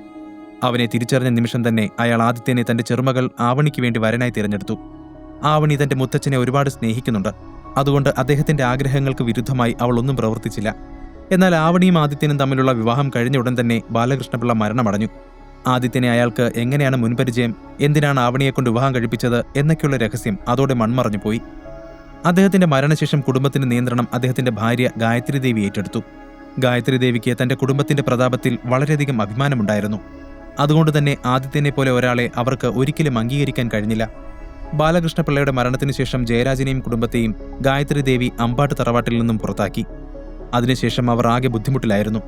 ആവണി പിന്നെ ദൃഢമായ മനസ്സോടുകൂടി രാവും പകലും തന്റെ കുടുംബത്തിനു വേണ്ടി അധ്വാനിച്ചു. അവരുടെ അവസ്ഥ എങ്ങനെ മെച്ചപ്പെടുത്താമെന്നത് മാത്രമായിരുന്നു ആവണിയുടെ ചിന്ത. അമ്മ ഗീതയോടൊപ്പം ആവണി ആന്റിക് സ്റ്റോറിലേക്ക് തിരിച്ചു. അതേസമയം ആദിത്യൻ അപ്പോഴും ആ സ്റ്റോറിൽ പരിഭ്രാന്തിയോടെ അങ്ങോട്ടും ഇങ്ങോട്ടും നടക്കുകയായിരുന്നു. ജയരാജും ആവണിയുടെ വരവ് പ്രതീക്ഷിച്ച് അവിടെ തന്നെ ഇരുന്നു. അവിടെയുള്ള ബോഡി ഗാർഡ്സ് അവരെ വളഞ്ഞ് അവിടെ നിൽക്കുന്നുണ്ട്. കുറച്ചു സമയത്തിനകം ആവണിയും ഗീതയും അവിടേക്കെത്തി. ആവണി ടെൻഷനോടെ അച്ഛൻ്റെ അടുത്തേക്ക് ഓടിച്ചെന്ന് ചോദിച്ചു, അച്ഛാ, അച്ഛന് കുഴപ്പമൊന്നുമില്ലല്ലോ? എന്താ പറ്റിയത്? അല്ലെങ്കിൽ തന്നെ ഇത്രയും വില കൂടിയ ഒരു സ്റ്റോറിൽ നിങ്ങൾ എന്തിനാ വന്നത്? ജയരാജ് മറുപടിയൊന്നും പറയാതെ ആദിത്യനെ നോക്കി. അവൻ വിശദീകരിച്ചു, സത്യത്തിൽ ഞങ്ങൾ ഇതിനടുത്തൂടെ നടന്നു പോവുകയായിരുന്നു. ഇവിടെ എത്തിയപ്പോൾ അച്ഛൻ ഈ പ്രതിമ അടുത്തു നിന്ന് കാണാൻ ആഗ്രഹം തോന്നി. അപ്പോൾ ഞങ്ങൾ അകത്തേക്ക് വന്നു. പിന്നെ പതിവ് പോലൊരു പ്രശ്നം ഉണ്ടായി അല്ലേ? എന്താ ആദിത്യ, നിനക്കൊന്ന് ശ്രദ്ധിക്കാൻ പോലും കഴിയില്ലേ? ഗീത ഉടനെ ആദിത്യനെ പറഞ്ഞു മുഴുവനാക്കാൻ സമ്മതിക്കാതെ ചാടിക്കയറി പറഞ്ഞു. പക്ഷെ അമ്മേ, എനിക്കെന്ത് ചെയ്യാൻ കഴിയും? അച്ഛൻ എന്നോട് വാതിൽക്കൽ തന്നെ നിൽക്കാൻ പറഞ്ഞു. ഒറ്റയ്ക്ക് അകത്തേക്ക് പോയതാണ്. ആദിത്യൻ വിശദീകരിച്ചു. ഓഹോ, ഇയാള് പറഞ്ഞു, നീ അതനുസരിച്ചു അല്ലേ? എന്നു മുതലാണ് നീ ഇത്ര അനുസരണയുള്ളവനായത്? ഗീത ദേഷ്യത്തോടെ ചോദിച്ചു. അപ്പോഴേക്കും ആവണി അതിൽ ഇടപെട്ടു. അമ്മേ, അതെല്ലാം നമുക്ക് പിന്നീട് നോക്കാം. ഇപ്പോഴത്തെ പ്രശ്നം അതല്ലല്ലോ. പൊട്ടിയത് ഇനി ഒന്നും ചെയ്യാൻ പറ്റില്ല. അതിനുള്ള 30 ലക്ഷം നമുക്ക് എവിടെ നിന്ന് കിട്ടും? അത് കേട്ട് ഗീതയ്ക്ക് പിന്നെയും ദേഷ്യം വന്നു. എന്റെ ആവണി, നിന്റെ അച്ഛൻ നിനക്ക് വേണ്ടി സ്വത്തൊക്കെ ഉപേക്ഷിച്ച് ഇറങ്ങി പോകുന്നതല്ലേ? എന്നിട്ട് ഏറ്റെടുത്തിരിക്കുന്നതോ ഇതുപോലുള്ള ഓരോ ഭാരങ്ങൾ. ഈശ്വരാ, ഇയാളെ കൊണ്ട് ഞാൻ തോറ്റു. ഗീത ദേഷ്യത്തോടെ പറഞ്ഞു. അമ്മേ, ആവണി ഗീതയെ നിയന്ത്രിക്കാൻ ശ്രമിച്ചു. പക്ഷെ ഗീത തുടർന്നുകൊണ്ടേയിരുന്നു. എന്തമ്മേ, ഒരു പ്രതിമയ്ക്ക് വേണ്ടി നമ്മുടെ വീടും കാറും ഒക്കെ വിറ്റ് നമ്മളെല്ലാം തെരുവിലേക്ക് ഇറങ്ങണോ? ഇപ്പൊ നമ്മുടെ കയ്യിലുള്ളതെല്ലാം വിറ്റാൽ പോലും അത്രയും പണം നമുക്ക് കിട്ടില്ല. ഗീത പറഞ്ഞതിലെ ന്യായം മനസ്സിലാക്കി ആവണി കൂടുതലൊന്നും പറയാൻ പോയില്ല. അവൾ നോക്കുമ്പോൾ എല്ലാവരുടെയും മുഖത്തും അതേ ആശങ്ക പ്രകടമായിരുന്നു. സ്റ്റോർ മാനേജർ അപ്പോഴും ജയരാജിനെ സൂക്ഷ്മമായി നിരീക്ഷിക്കുന്നുണ്ടായിരുന്നു. അവരുടെ സംസാരം കേട്ടപ്പോൾ പണം ലഭിക്കുമെന്ന പ്രതീക്ഷ അയാൾക്ക് നഷ്ടപ്പെട്ടിരുന്നു. അയാൾ അതിനിടയിൽ തന്നെ പോലീസ് കമ്മീഷണറെ വിവരം അറിയിച്ചിരുന്നു. അവർക്ക് കൊടുത്ത 3 മണിക്കൂർ സമയപരിധി അവസാനിക്കാനാണ് അയാൾ കാത്തിരിക്കുന്നത്. മാനേജറുടെ ഒരു മൂളൽ കേൾക്കാൻ അയാളുടെ ബോഡി ഗാർഡ്സും കാത്തിരുന്നു. അച്ഛാ, നമുക്ക് മുത്തശ്ശിയോട് സഹായം ചോദിച്ചുകൂടെ? കടമായിട്ട് മതിയെന്ന് പറയാം. പിന്നീട് എനിക്ക് കിട്ടുമ്പോൾ ഞാൻ തിരികെ കൊടുത്തോളാം. പെട്ടെന്ന് ആവണി ജയരാജിനോട് ചോദിച്ചു. ഗായത്രി ദേവിയോട് ചോദിക്കുന്ന കാര്യം പറഞ്ഞപ്പോൾ ഗീത അവളെ നിരുത്സാഹപ്പെടുത്തി. അതെന്തായാലും നടക്കില്ല. അവരതിനൊന്നും സമ്മതിക്കുമെന്ന് തോന്നുന്നില്ല. അതിന്റെ കാരണം എന്താണെന്ന് എല്ലാവർക്കും നന്നായി അറിയാലോ. ഗീത ആദിത്യനെ ഉന്നം വെച്ച് രൂക്ഷമായി നോക്കിക്കൊണ്ട് പറഞ്ഞു.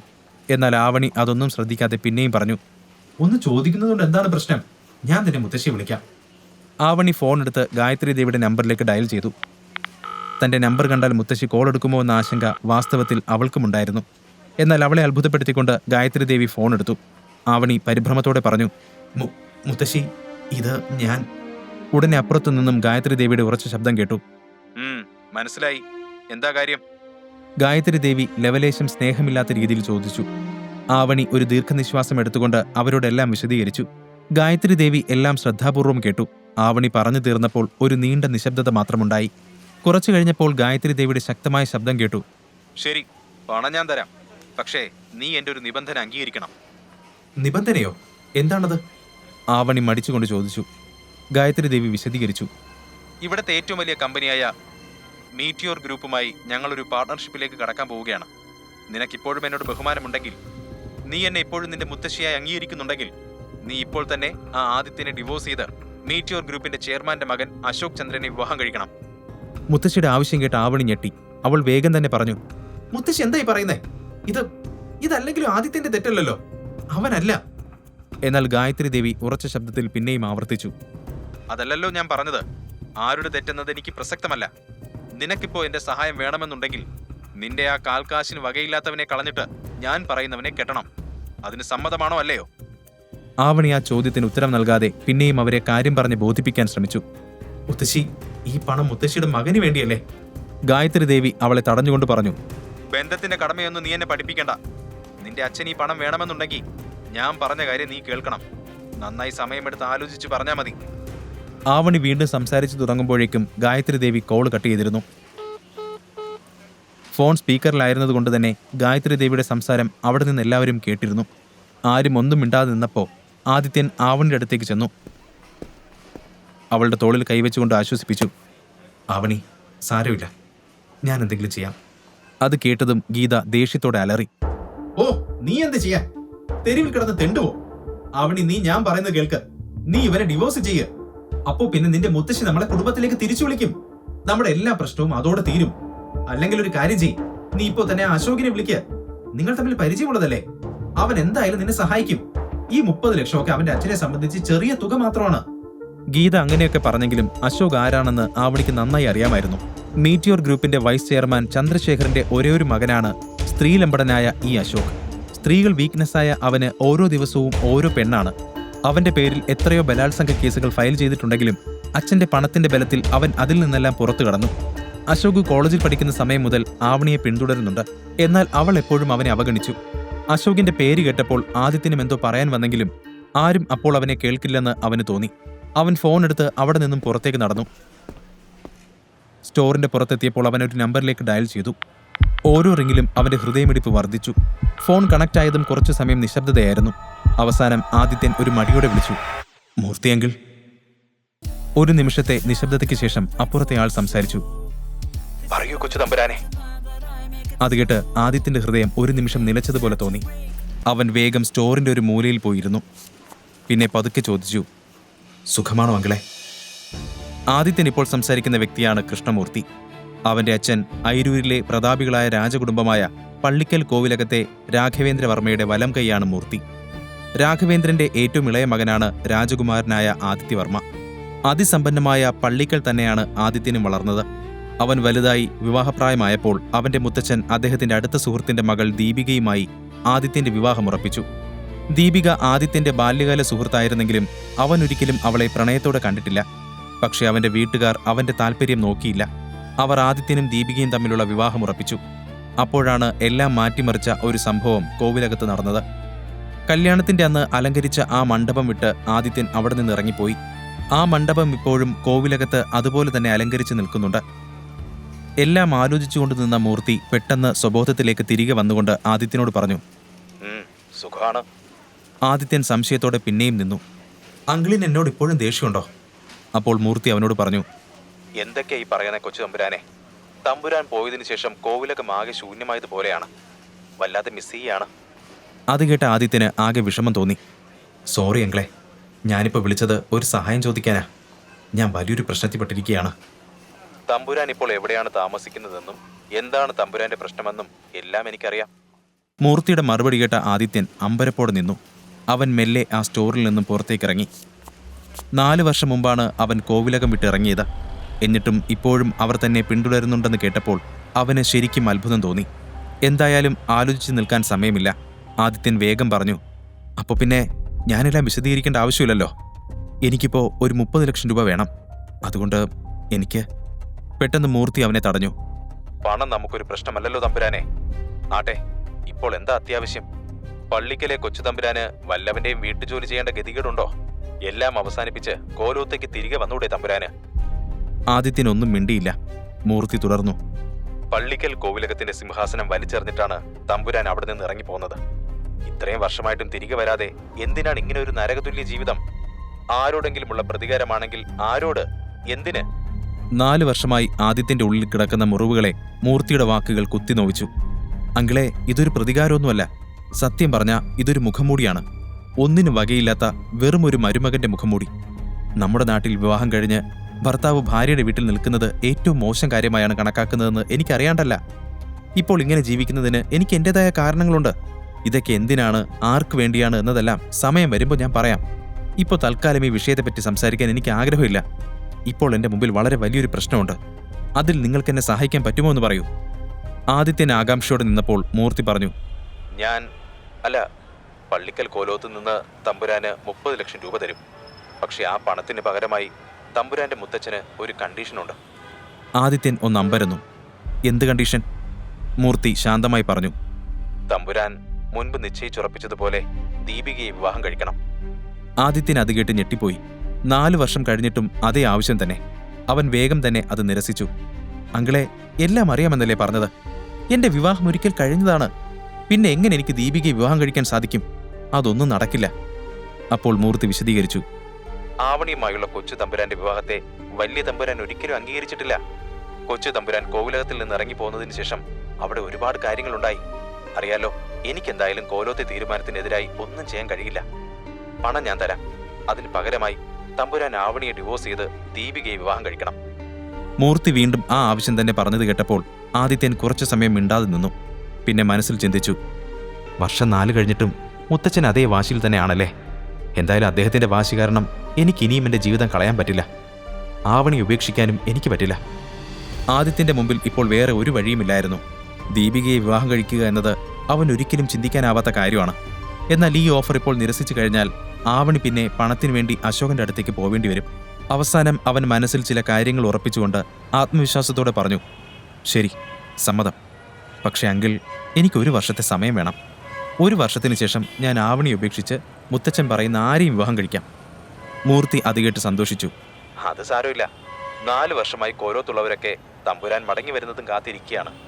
ഇനി 1 വർഷം കൂടെ കാത്തിരിക്കാൻ ഒരു വിരോധവുമില്ല. എന്തായാലും വലിയ തമ്പുരാൻ ഇത് കേൾക്കുമ്പോൾ വളരെ സന്തോഷമാവും. അദ്ദേഹത്തിന്റെ കൊച്ചുമോൻ തിരിച്ചു വരാൻ പോവുമല്ലേ. ഇത് കേട്ട് ആദിത്യൻ ഒരു ആവശ്യം കൂടി മുന്നോട്ട് വെച്ചു. പിന്നെ ആ 30 ലക്ഷം തരുന്നതിൻ്റെ കൂടെ ഒരു കാര്യം കൂടെ നിങ്ങൾ എനിക്ക് വേണ്ടി ചെയ്യണം. മീറ്റിയോർ ഗ്രൂപ്പ് എനിക്ക് വേണം. മൂർത്തി അത്ഭുതത്തോടെ ചോദിച്ചു. മീറ്റിയോർ ഗ്രൂപ്പോ? അതെന്തിന്? പക്ഷെ കാരണം പറയാൻ ആദിത്യൻ തയ്യാറായില്ല. അതെല്ലാം ഞാൻ നിങ്ങളോട് പിന്നീട് വിശദീകരിക്കാം. മൂർത്തി പുഞ്ചിരിയോടെ പറഞ്ഞു. ആയിക്കോട്ടെ. ഏതായാലും തമ്പുരാൻ കറക്റ്റ് സമയത്താണ് ഇങ്ങനൊരു ആവശ്യം പറഞ്ഞത്. ഞാനിപ്പോൾ ഈ പറഞ്ഞ മീറ്റിയോർ ഗ്രൂപ്പിന്റെ ഹെഡ് ഓഫീസിന് മുന്നിലാണ് നിൽക്കുന്നത്. ആദിത്യൻ അത്ഭുതത്തോടെ ചോദിച്ചു. മീറ്റിയോർ ഗ്രൂപ്പിന് മുന്നിലോ? അതെ, എനിക്കിവിടെ ചെറിയ ജോലിയുണ്ട്. തമ്പുരാൻ ഇപ്പോൾ തന്നെ ഇങ്ങോട്ട് വരുവാണെങ്കിൽ കമ്പനി ഏറ്റെടുക്കാനുള്ള ഡീലിന്റെ കാര്യങ്ങൾ കൈയോടെ ശരിയാക്കാം. മൂർത്തിയുടെ മറുപടി കേട്ട ആദിത്യന് സന്തോഷം തോന്നി. ഓക്കെ, ഞാൻ കുറച്ച് സമയത്തിനുള്ളിൽ തന്നെ അവിടെ എത്തും. ആദിത്യൻ വേഗം തന്നെ കോൾ കട്ട് ചെയ്തു. മൂർത്തിയുടെ രീതികൾ അവന് നന്നായി അറിയാമായിരുന്നു. അയാളൊരു വാക്ക് പറഞ്ഞാൽ അത് ഉടനെ തന്നെ പാലിക്കുന്നയാളാണ്. ഏത് വലിയ ആളുകൾ പോലും കൃഷ്ണമൂർത്തിയുടെ മുമ്പിൽ നിശബ്ദരായിരിക്കും. 60 വയസ്സ് തികഞ്ഞെങ്കിലും അയാളുടെ എനർജി ഇപ്പോഴും ചെറുപ്പക്കാരെ പോലും തോൽപ്പിക്കുന്നതായിരുന്നു. അതുകൊണ്ട് തന്നെ ആദിത്യന്റെ മുത്തച്ഛൻ അവരുടെ ബിസിനസിന്റെ മുഴുവൻ ഭാരവും അയാളുടെ ചുമലിൽ വെച്ചു. ആദിത്യൻ പിന്നെ സ്റ്റോറിലേക്ക് തിരികെ പോകാൻ വേണ്ടി തിരിഞ്ഞു. അപ്പോഴാണ് അവൻ അകത്തുനിന്ന് ഗീതയുടെ ശബ്ദം കേട്ടത്. ഗീത അപ്പോഴും ആവണിയോട് അശോകിന്റെ അടുത്തേക്ക് പോകാൻ നിർബന്ധിക്കുകയായിരുന്നു. ഗായത്രി ദേവി പറഞ്ഞതിന് ശേഷം ഗീതയും അതുതന്നെ ആവർത്തിച്ചുകൊണ്ടിരിക്കുകയാണ്. അത് കേട്ട ആദിത്യൻ മനസ്സിൽ പറഞ്ഞു, ആദ്യം കയ്യിൽ പണം വരട്ടെ, എങ്കിൽ മാത്രമേ ആവണി അശോകിന്റെ അടുത്തേക്ക് പോകുന്നത് എനിക്ക് തടയാൻ പറ്റൂ. പിന്നെ അവൻ സ്റ്റോറിലേക്ക് കയറാതെ വേഗം തന്നെ അവിടെ നിന്നും ഒരു ഓട്ടോ വിളിച്ച് മീറ്റിയോർ ഗ്രൂപ്പിന്റെ ഓഫീസിലേക്ക് വിട്ടു. ആ വലിയ നീല കെട്ടിടത്തിന്റെ ഗേറ്റിന്റെ പുറത്തു നിന്ന ആദിത്യൻ ചുറ്റും നോക്കി. ഒരു അത്യാഡംബര കാർ തനിക്ക് നേരെ വരുന്നത് അവൻ കണ്ടു. കഴുത്തിൽ കനത്തിൽ ഒരു സ്വർണമാലയും കയ്യിൽ രാജമുദ്രയുള്ള ഒരു വാക്കിംഗ് സ്റ്റിക്കുമൊക്കെയായി ഒരാൾ കാറിൽ നിന്നും ഇറങ്ങി അവന് നേരെ നടന്നു വന്നു. ആദിത്യനെ കണ്ടപ്പോൾ ആ മനുഷ്യൻ കണ്ണട ഊരി മാറ്റി. അയാളുടെ കൺകോണുകൾ നനഞ്ഞിരുന്നു. അയാളെ കണ്ടതും ആദിത്യൻ വികാരഭരിതനായി വിളിച്ചു, മൂർത്തിയെങ്കിൽ? അടുത്ത നിമിഷം തന്നെ ആദിത്യൻ മൂർത്തിയെ കെട്ടിപ്പിടിച്ചു. കഴിഞ്ഞ 4 വർഷമായി മറ്റുള്ളവരുടെ കണ്ണിൽ വളരെ സാധാരണക്കാരനാണെന്ന് കരുതിയിരുന്ന ആദിത്യൻ ആരാണെന്ന് മൂർത്തിക്ക് മാത്രമേ അറിയൂ. മീറ്റിയോർ ഗ്രൂപ്പിനെ പോലെയുള്ള 10 കമ്പനികൾ വരെ കണ്ണിമ വെട്ടുന്ന നേരം കൊണ്ട് വാങ്ങാൻ കഴിയുന്നത്രയും പണത്തിന്റെ ഉടമയായിരുന്നു അവൻ. ആദിത്യൻ വേഗം തന്നെ ചോദിച്ചു, അങ്കിൾ, കമ്പനി വാങ്ങുന്നതിനുള്ള ഫോർമാലിറ്റീസ് ഒക്കെ കഴിഞ്ഞോ? പിന്നല്ലാതെ, കൊച്ചു തമ്പുരാന്റെ കോൾ വന്ന ഉടനെ തന്നെ ഞാൻ എല്ലാ പ്രൊസീജിയേഴ്സും കംപ്ലീറ്റ് ആക്കിയിട്ടുണ്ട്. ഇനി തമ്പുരാനൊന്ന് സൈൻ ചെയ്താൽ മാത്രം മതി. അത് കേട്ട ആദിത്യൻ ഒന്ന് മൂളി. എല്ലാം താൻ വിചാരിച്ചതുപോലെ തന്നെ നടക്കുന്നുണ്ട്. ഓക്കെ, ഇനി എനിക്കൊരു ജോലി കൂടിയുണ്ട്. ഈ കമ്പനിയുടെ ചെയർമാൻ ചന്ദ്രശേഖരന് വൃത്തികെട്ട ഒരു മകനുണ്ട്, അശോക് ചന്ദ്രൻ. ശേഖരന്റെ സമ്മതമില്ലാതെ ഈ കമ്പനിയിൽ ഒരു ഇല പോലും അനങ്ങില്ലെന്ന് ഞാൻ കേട്ടിട്ടുണ്ട്.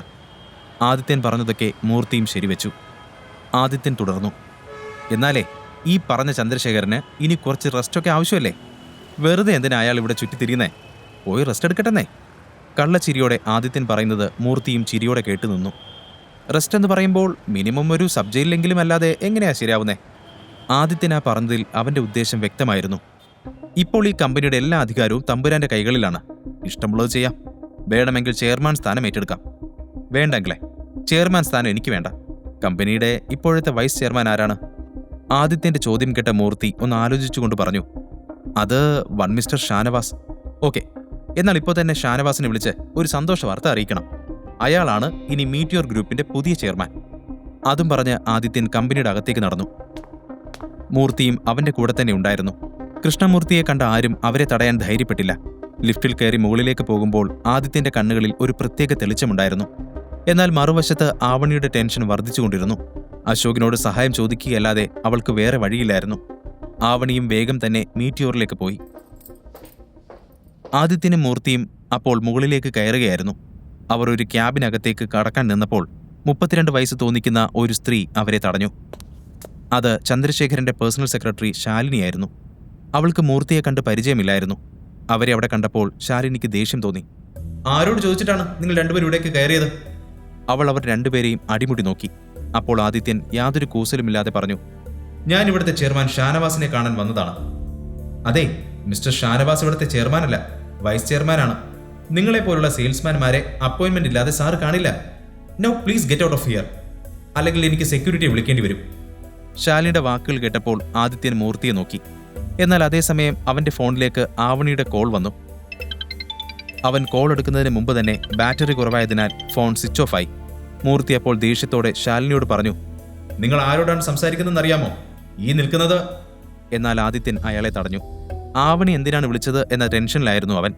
മറ്റൊന്നും അപ്പോൾ സംസാരിക്കാൻ നേരമില്ലായിരുന്നു. നിങ്ങൾ എത്രയും പെട്ടെന്ന് മിസ്റ്റർ ഷാനവാസിനെ വിളിക്കൂ. എനിക്ക് കാത്തു നിൽക്കാൻ ഒട്ടും സമയമില്ല. ഇനി നോക്കിയിട്ട് കാര്യമില്ലെന്ന് തോന്നി മൂർത്തി അവിടെ നിന്ന് മാറി ഷാനവാസിന് കോൾ ചെയ്തു പുറത്തേക്ക് വരാൻ ആവശ്യപ്പെട്ടു.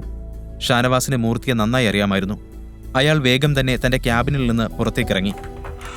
ശാലിനി അപ്പോഴും അവരോട് വഴക്കിടുകയായിരുന്നു. നോക്ക്, ഞാൻ നിങ്ങൾ രണ്ടുപേർക്കും ലാസ്റ്റ് വാണിംഗ് തരികയാണ്. നിങ്ങൾ ഇപ്പോൾ തന്നെ. എന്നാൽ ശാലിനി പറഞ്ഞു തീരുന്നതിന് മുമ്പ് തന്നെ പിന്നിൽ നിന്ന് ഷാനവാസിന്റെ ഉച്ചത്തിലുള്ള ശബ്ദം കേട്ടു. ശാലിനി, ഇങ്ങനെയാണോ ഗസ്റ്റിനോട് സംസാരിക്കുക? Sorry sir. എന്നാൽ ഷാനവാസ് അവളോട് ക്ഷമിക്കാൻ തയ്യാറായിരുന്നില്ല. ഷട്ട് അപ്പ്, നിന്റെ ഈ ബിഹേവിയറിന് നിന്നെ ഞാൻ ഇവിടെ നിന്ന് പുറത്താക്കും. ശേഷം ഷാനവാസ് മൂർത്തിയെയും ആദിത്യനെയും നോക്കി. ശാലിനിക്ക് അത് വലിയ അപമാനമായി. ഓഫീസിൽ വെച്ച് ആദ്യമായാണ് ഒരാൾ അവളോട് ഇങ്ങനെ പെരുമാറുന്നത്. കാരണം ചന്ദ്രശേഖരൻ അത്രയും ഉയർന്ന സ്ഥാനമാണ് അവൾക്കവിടെ എപ്പോഴും കൊടുക്കാറ്. അയാൾ തന്റെ വ്യക്തിപരമായ കാര്യങ്ങൾക്ക് വേണ്ടിയാണ് അവളെ അവിടെ നിർത്തിയിരിക്കുന്നത്. ഓഫീസിൽ നടക്കുന്ന എല്ലാ കാര്യങ്ങളും കൃത്യമായി ശാലിനി ശേഖറിന്റെ അടുത്ത് എത്തിച്ചിരുന്നു. ഇപ്പോഴും അവിടെ എന്തോ പ്രശ്നമുണ്ടെന്ന് ശാലിനിക്ക് മനസ്സിലായി. അവൾ ഒന്നും മിണ്ടാതെ മെല്ലെ അവിടെ നിന്നും വലിഞ്ഞു. എന്നിട്ട് കുറച്ചു മാറി ശേഖറിന് കോൾ ചെയ്തു. മറുവശത്ത് ആദിത്യനും മൂർത്തിയും ഓഫീസിനകത്ത് ഫോർമാലിറ്റികൾ പൂർത്തിയാക്കുന്ന തിരക്കിലായിരുന്നു. അവൻ ഇടയ്ക്കിടെ സമയം നോക്കി. ഇപ്പോൾ സമയം 3 മണി. ഇനി 2 മണിക്കൂർ മാത്രമേ ശേഷിക്കുന്നുള്ളൂ. അവൻ എല്ലാം സൈൻ ചെയ്ത് ഓഫീസിൽ നിന്ന് ഇറങ്ങാൻ തുടങ്ങുമ്പോൾ ലിഫ്റ്റിന് പുറത്ത് 45 വയസ്സ് തോന്നിക്കുന്ന ഉയരമുള്ള ഒരു മനുഷ്യൻ നിൽക്കുന്നത് അവർ കണ്ടു. അയാളുടെ കണ്ണുകളിൽ ദേഷ്യം നിറഞ്ഞിരുന്നു. അതായിരുന്നു ചന്ദ്രശേഖരൻ. അയാൾ തന്റെ മുമ്പിലുള്ള ഷാനവാസിനെ നോക്കി ചോദിച്ചു, ഷാനവാസ്, ഇവിടെ എന്താണ് സംഭവിക്കുന്നത്? താൻ ആരാ ശാലിനി ഇവിടെ നിന്ന് പുറത്താക്കാൻ? നീ നിന്റെ സ്ഥാനം മറക്കണ്ട. ശേഖരൻ അപ്പോൾ കാര്യങ്ങളൊന്നും അറിഞ്ഞില്ലേ? ഷാനവാസാണ് ഇന്നു മുതൽ ഈ കമ്പനിയുടെ ചെയർമാൻ. ഞാനാണ് ഇയാൾക്ക് ഈ അധികാരം കൊടുത്തത്. മൂർത്തി ശേഖരനോട് പറഞ്ഞു. ശേഖരൻ അത് കേട്ട് പരിഹാസത്തോടെ ചോദിച്ചു, ഓഹോ, ശരിക്കും? അങ്ങനെയൊക്കെ അധികാരം കൊടുക്കാൻ നിങ്ങൾ ആരാണാവോ? മൂർത്തി ആത്മവിശ്വാസത്തോടെ നിന്നു. എന്റെ പേര് പറഞ്ഞ ശേഖരൻ അറിയാം. ഞാൻ കൃഷ്ണമൂർത്തി, പള്ളിക്കലെ കൃഷ്ണമൂർത്തി. ഈ പേര് കേട്ടപ്പോൾ ശേഖരന്റെ കാലിനടിയിൽ നിന്ന് മണ്ണൊലിച്ചു പോകുന്നത് പോലെ തോന്നി. കൃഷ്ണമൂർത്തി ആരാണെന്ന് ശേഖരൻ അറിയാമായിരുന്നെങ്കിലും നേരിട്ട് ഇതുവരെ കണ്ടിട്ടില്ലായിരുന്നു. സോറി, നിങ്ങൾ ആരാണെന്ന് എനിക്ക് പെട്ടെന്ന് മനസ്സിലായില്ല. നമുക്കെന്റെ ക്യാബിനിലിരുന്ന് സംസാരിക്കാം. എന്നാൽ അതിനുള്ള മറുപടി പറഞ്ഞത് ആദിത്യനായിരുന്നു. സംസാരിക്കാനുള്ള സമയം കഴിഞ്ഞു മിസ്റ്റർ ശേഖരൻ. ഈ കമ്പനിയുടെ മറവിൽ നിങ്ങൾ പല ഇല്ലീഗൽ ബിസിനസ്സുകളും ആരംഭിച്ചിട്ടുണ്ടെന്ന് ഞങ്ങൾക്ക് നന്നായി അറിയാം. അത് കേട്ടപ്പോൾ ശേഖരന്റെ തൊണ്ട വരണ്ടു. അയാൾ തന്റെ കണ്ണട ഊരി മാറ്റി ചുറ്റും നോക്കി. ഓഫീസിലുണ്ടായിരുന്ന നിരവധി ജീവനക്കാർ അയാളെ നോക്കി നിൽക്കുന്നുണ്ടായിരുന്നു. അപ്പോൾ തന്നെ ആദിത്യൻ കമ്പനിയുടെ പുതിയ തീരുമാനങ്ങളടങ്ങിയ ഡോക്യുമെന്റ്സ് ശേഖരന് നേരെ നീട്ടി. ശേഷം ഷാനവാസിനെയും മൂർത്തിയും കൂട്ടി അവിടെ നിന്നും നടന്നു. അവർ നേരെ ചെയർമാന്റെ ക്യാബിനിലേക്കാണ് പോയത്. അവിടെ കയറിയപ്പോഴും ആദിത്യന്റെ മനസ്സിൽ ആവണിയെയും കുടുംബത്തെയും കുറിച്ചുള്ള ആശങ്കയായിരുന്നു. ഇവിടുത്തെ കാര്യങ്ങൾ പെട്ടെന്ന് തീർക്കണം എന്നുള്ളതുകൊണ്ട് അവൻ പറഞ്ഞു, ഷാനവാസ്, ഇന്നു മുതൽ നിങ്ങളാണ് ഈ കമ്പനിയുടെ ചെയർമാൻ. എന്ത് തീരുമാനം വേണമെങ്കിലും നിങ്ങൾക്കെടുക്കാം. ഷാനവാസ് സന്തോഷത്തോടെ നിന്നു. Thank you sir. ഞാൻ എൻ്റെ ജോലി സത്യസന്ധതയോടെ തന്നെ ചെയ്യും. ആർക്കും ഒരു പരാതിയും ഉണ്ടാവാൻ ഞാൻ അവസരം നൽകില്ല. ആദിത്യൻ ഒന്ന് മൂളി. ഗുഡ്. ഒരു കാര്യം കൂടി, ശേഖരനെയും അയാളുടെ മകൻ അശോകിനെയും കുറിച്ചുള്ള എല്ലാ കാര്യങ്ങളും എനിക്കറിയണം. ഒരുപാട് പെൺകുട്ടികളുടെ ജീവിതം തകർത്ത അവനൊക്കെ ജയിലിലേക്ക് പോകാൻ സമയമായിട്ടുണ്ട്. ഷാനവാസ് വേഗം തന്നെ മറുപടി പറഞ്ഞു. Sir, don't worry. അവർക്കെതിരെയുള്ള എല്ലാ തെളിവുകളും എൻ്റെ കയ്യിലുണ്ട്. അവരുടെ നേരെ ശബ്ദമുയർത്താൻ വേണ്ടി എന്തെങ്കിലും ആരെങ്കിലും വരുമെന്ന് എനിക്കറിയാമായിരുന്നു. ആ ദിവസത്തിന് വേണ്ടിയാണ് ഞാൻ കാത്തിരുന്നത്. ഷാനവാസ് ക്യാബിൻ വിട്ടിറങ്ങിയ ഉടനെ ആദിത്യൻ മൂർത്തിയുടെ നേരെ തിരിഞ്ഞു പറഞ്ഞു, ഇനി എത്രയും പെട്ടെന്ന് എനിക്കുള്ള ചെക്ക് താങ്കളെ. എനിക്കധികം സമയമില്ല. തരാം, പക്ഷെ എനിക്കൊരു കാര്യം കൂടെ അറിയണം. തമ്പുരാൻ ഈ മരുമകന്റെ മുഖം മൂടി എന്നുദ്ദേശിച്ചത് എന്താണ്? എനിക്ക് മനസ്സിലായില്ല. ആദിത്യൻ ശബ്ദം താഴ്ത്തിക്കൊണ്ട് പറഞ്ഞു, അങ്കിളിന് എന്നെ കുട്ടിക്കാലം മുതലേ അറിയുന്നതല്ലേ. ഞാനൊരു കാരണമില്ലാതെ ഒന്നും ചെയ്യില്ല. ഞാനിങ്ങനെ ജീവിക്കുന്നതിന് ഒരു ലക്ഷ്യമുണ്ട്. അല്ലാതെ വിവാഹ മണ്ഡപത്തിൽ വെച്ച് വെറുതെ അങ്ങനെ ഒരു പെൺകുട്ടി ഉപേക്ഷിച്ച് പോരുന്ന ഒരാളല്ല ഞാൻ. ഒരു കാര്യം മാത്രം ഇപ്പോൾ മനസ്സിലാക്കുക, ഇത് വെറും ഒരു മുഖംമൂടിയല്ല, ഇതെന്റെ ഒരു തന്ത്രമാണ്. അച്ഛൻ എപ്പോഴും പറയാറുണ്ടായിരുന്നു, ഒരു യഥാർത്ഥ രാജാവ് സ്വയം മറച്ചു നടക്കുന്നവനാണ്, എന്നിട്ട് സമയമാകുമ്പോൾ മാത്രം അത് വെളിപ്പെടുത്തും. ആദിത്യന്റെ മനസ്സിൽ ഒരുപാട് പ്ലാനുകളുണ്ടെന്ന് മാത്രം മൂർത്തിക്ക് മനസ്സിലായി. ഉടനെ തന്നെ പുറത്തു നിൽക്കുന്ന ബോഡി ഗാർഡ്സിന്റെ ഒരു കോൾ മൂർത്തിക്ക് വന്നു. കോൾ എടുത്ത് അയാൾ പറയുന്നത് കേട്ടതും മൂർത്തി ഞെട്ടലോടെ ആദിത്യനോട് പറഞ്ഞു, ആവണി അശോകിന്റെ ക്യാബിനിലേക്ക് കയറിയിട്ടുണ്ടെന്നാ. അശോകിന്റെ സ്വഭാവം നന്നായിട്ട് അറിയാവുന്ന ആദിത്യൻ ഒരു നിമിഷം എന്ത് ചെയ്യണമെന്നറിയാതെ നിന്നു. അവന്റെ ക്യാബിനുള്ളിൽ ഒരു പ്രത്യേക മുറിയുണ്ട്. അതിനുള്ളിൽ അവൻ ഓരോ സമയം ഓരോ പെൺകുട്ടികളെയും കൊണ്ടുവന്ന് മുതലെടുക്കും. ഓഫീസിലുള്ള എല്ലാവർക്കും സത്യമറിയാമെങ്കിൽ പോലും അവരൊക്കെ അശോകിനെയും ശേഖരനെയും പേടിച്ച് മിണ്ടാതെ നിൽക്കും. എന്നാൽ ഇന്ന് അശോക് കമ്പനിയുടെ പുതിയ ഉടമ ആദിത്യനെ നേരിടാൻ പോവുകയാണ്. മൂർത്തി പറഞ്ഞത് കേട്ടപ്പോൾ ആദിത്യൻ വേഗം അവിടെ നിന്നും എഴുന്നേറ്റ് അശോകിന്റെ ക്യാബിന് നേരെ നടന്നു. അവൻ പോകുന്നത് കണ്ടപ്പോൾ ഷാനവാസും പിന്നാലെ ചെന്നു. എന്നാൽ മൂർത്തി അയാളെ കൈകൊണ്ട് ആംഗ്യം കാണിച്ച് തടഞ്ഞു. എന്നിട്ട് പറഞ്ഞു, നിങ്ങൾ എല്ലായിടത്തും ഇങ്ങനെ സാറിനെ ഫോളോ ചെയ്യേണ്ട ആവശ്യമില്ല. ചില കാര്യങ്ങൾ സാർ ഒറ്റയ്ക്ക് ഹാൻഡിൽ ചെയ്തോളും. പിന്നെ ഒരു കാര്യം കൂടെ, സാർ ആരാണെന്ന റിയൽ ഐഡന്റിറ്റി ആരും അറിയാൻ പാടില്ല. എല്ലാ കാര്യങ്ങളും എല്ലാവരും അറിയരുതെന്ന് ആദിത്യന് നിർബന്ധമുണ്ട്. അതുകൊണ്ടാണ് ഷാനവാസിനോട് അവരെ ഫോളോ ചെയ്യേണ്ട എന്ന് പറഞ്ഞത്. ഷാനവാസിന് കാര്യം മനസ്സിലായില്ലെങ്കിലും അവൻ തലകുലുക്കി സമ്മതിച്ചു. Okay sir. ആവണി അപ്പോഴേക്കും അശോകിന്റെ ക്യാബിന് മുന്നിലെത്തിയിരുന്നു. ആ ബിൽഡിങ്ങിന്റെ 5ാം നിലയിലായിരുന്നു അശോകിന്റെ ക്യാബിൻ. അശോക് വളരെ വൃത്തികെട്ടവനാണെന്ന് ആവണിക്ക് അറിയാമായിരുന്നെങ്കിലും ഇതുപോലെ ഒരു സാഹചര്യത്തിൽ അവൾക്ക് വേറെ വഴിയില്ലായിരുന്നു. അവന്റെ കയ്യിൽ നിന്ന് പണം വാങ്ങി പെട്ടെന്ന് പോരുക എന്നതായിരുന്നു അവളുടെ തീരുമാനം. ഇതുപോലെ ഒരു ഓഫീസിൽ വെച്ച് അവനൊന്നും ചെയ്യില്ല എന്ന ധൈര്യം ആവണിക്കുണ്ടായിരുന്നു. ആവണി മുകളിലേക്ക് നടന്നു. ആദിത്യൻ അപ്പോഴും അങ്ങോട്ടെത്തുന്നതേ ഉണ്ടായിരുന്നുള്ളൂ. അശോക് ഇതിനകം തന്നെ തന്റെ കളി തുടങ്ങിയിരുന്നു. ആവണി നേരെ ചെന്ന് ക്യാബിനിൽ മുട്ടി. അതവളാണെന്ന് അശോക് മനസ്സിലാക്കിയിരുന്നു. അവന്റെ ചുണ്ടിൽ ഒരു ചിരി വിരിഞ്ഞു. അവൻ ഡ്രസ്സൊക്കെ ശരിയാക്കി ഒന്നുകൂടെ ശരിക്കിരുന്നു കൊണ്ട് പറഞ്ഞു, യെസ്, കമിൻ. ആവണി അകത്തേക്ക് കടന്നതും അവനൊരു വഷളം ചിരി ചിരിച്ചു. ഓ ആവണി, കം സിറ്റ്. താൻ വിളിച്ചിരുന്നല്ലോ അല്ലേ? ഞാനത് വിട്ടുപോയിരുന്നു. അശോക്, അപ്പോൾ ക്യാഷ്? യാ അതെനിക്ക് ഓർമ്മയുണ്ട്. ഞാൻ തരാമെന്ന് പറഞ്ഞതല്ലേ. ആദ്യം ആവണി ഇരിക്കേ. അശോകിന് അവളെ കുറച്ചു സമയം അവിടെ കിട്ടണമായിരുന്നു. ആവണി പേടിയോടെ അവന്റെ അടുത്തേക്ക് നടന്നു. ആവണി അശോകിന്റെ മുന്നിൽ ഒരു മനോഹരമായ സോഫയിൽ ഇരിക്കുമ്പോൾ അവൻ ഒരു ഗ്ലാസ് റെഡ് വൈനുമായി അവന്റെ ചെയറിലിരുന്നു. അവൾ ഫോണിൽ വിളിച്ചപ്പോൾ തന്നെ എല്ലാ കാര്യങ്ങളും അവനോട് വിശദീകരിച്ചിരുന്നു. എങ്കിലും അവിടെ ഇരുന്നപ്പോൾ അവൾ ഒന്നുകൂടെ അവനോട് കാര്യങ്ങളെല്ലാം പറഞ്ഞു. അശോക് ശ്രദ്ധയോടെ അതെല്ലാം കേട്ടു. എന്നിട്ട് അവിടെ നിന്ന് എഴുന്നേറ്റ് അവളുടെ അടുത്തേക്ക് ചെന്നു. അവന്റെ നോട്ടം അവളെ അസ്വസ്ഥയാക്കുന്ന വിധത്തിൽ അവളുടെ ദേഹത്താകെ ഇഴഞ്ഞു. അവൾ തല താഴ്ത്തി നിന്നു. എന്റെ ആവണി, ഇത്രയും വലിയൊരു കാര്യമുണ്ടായിട്ട് താൻ ഇപ്പോഴാണോ എൻ്റെ അടുത്തേക്ക് വരുന്നത്? ആദ്യം തന്നെ എന്നെ വിളിക്കണ്ടേ? Look at you. ആകെ സ്ട്രെസ് എടുത്ത് ഒരു കോലമായി. പണ്ട് കോളേജിൽ ഞാൻ കണ്ടിരുന്ന ആവണി എന്തൊരു എനർജറ്റിക് ആയിരുന്നു. തനിക്കിപ്പോ വേണ്ടത് ഒരു ബ്രേക്കാണ്. ഒരു കാര്യം ചെയ്, ഇപ്പൊ താൻ ഇതൊന്ന് കുടിക്ക് ആൻഡ് റിലാക്സ് മാൻ. അതും പറഞ്ഞ് അശോക് ആ വൈൻ ഗ്ലാസ് അവളുടെ നേരെ നീട്ടി.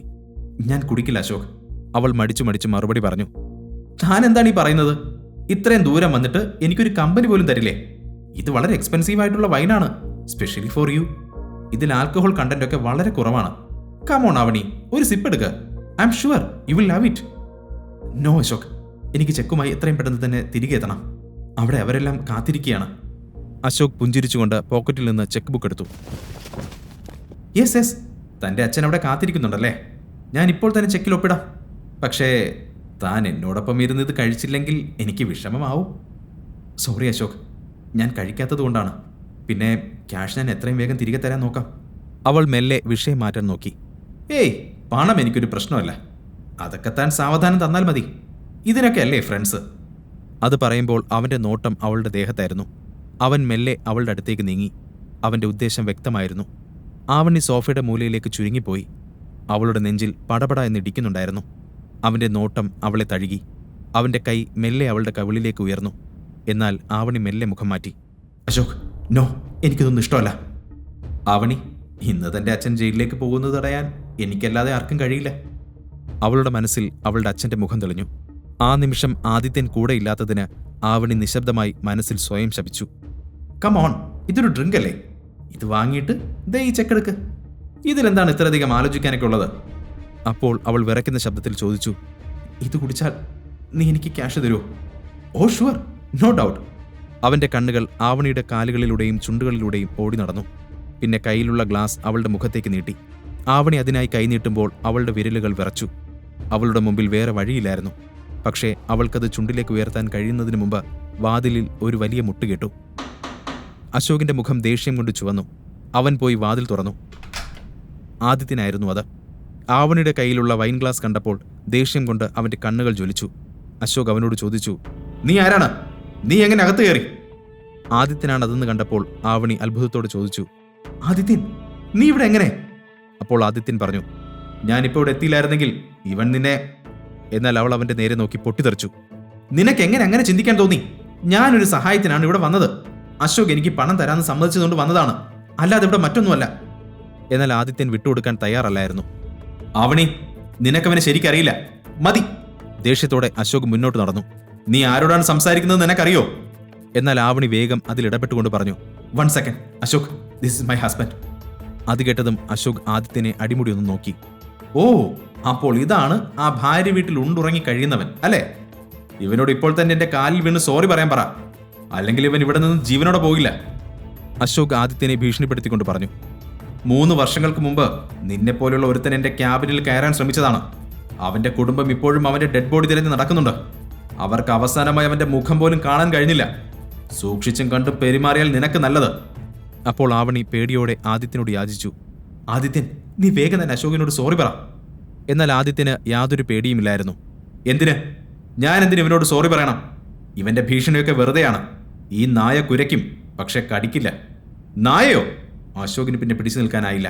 അവൻ ആദിത്യന്റെ കോളറിൽ പിടിച്ചു. എടാ, എന്നാ ഈ നായക്ക് എന്ത് ചെയ്യാൻ കഴിയുമെന്ന് ഞാൻ കാണിച്ചു തരാം. അവൻ വേഗം തന്നെ ഫോൺ എടുത്ത് ആര്യയോ ഡയൽ ചെയ്തു. ഇൻസ്പെക്ടർ, മീറ്റിയോർ ഗ്രൂപ്പിന്റെ ഹെഡ് ഓഫീസിൽ നിന്ന് അശോക് ചന്ദ്രനാണ് സംസാരിക്കുന്നത്. ഇപ്പോൾ തന്നെ എന്റെ ഓഫീസിലേക്ക് വരണം. എനിക്ക് ഒരുത്തനെ ഒന്ന് പെരുമാറാനുണ്ട്. അവൻ ഫോൺ കട്ട് ചെയ്ത് ആവണിയുടെ നേരെ തിരിഞ്ഞു. ആവണി, ഇനി ആ ചെക്കിന്റെ കാര്യം മറന്നേക്ക്. പിന്നെ ദേ ഇവൻ ഇന്നത്തോടെ ജയിലിലേക്ക് പോവും. പിന്നെ ഈ രാത്രി നീ എന്റെ കൂടെ ആവും മോളെ. അതുകൂടെ കേട്ടപ്പോൾ ആദിത്യന്റെ ക്ഷമ നശിച്ചു.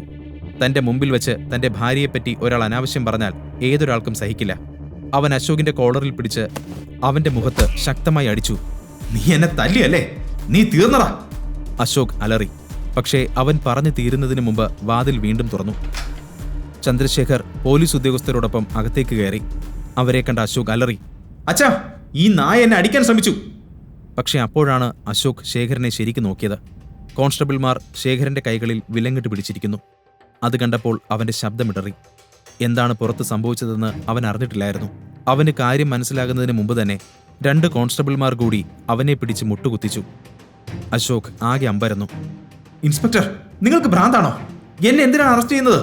ഞാനല്ലേ നിങ്ങളെ വിളിച്ചത്? അശോക്, ജനങ്ങളുടെ ക്യാഷ് തട്ടിയെടുത്തതിനും അവരെ വഞ്ചിച്ചതിനും നിരപരാധികളായ ഒരുപാട് പെൺകുട്ടികളുടെ ജീവിതം നശിപ്പിച്ചതിനും ഞാൻ നിങ്ങളെയും നിങ്ങളുടെ അച്ഛനെയും അറസ്റ്റ് ചെയ്യുന്നു.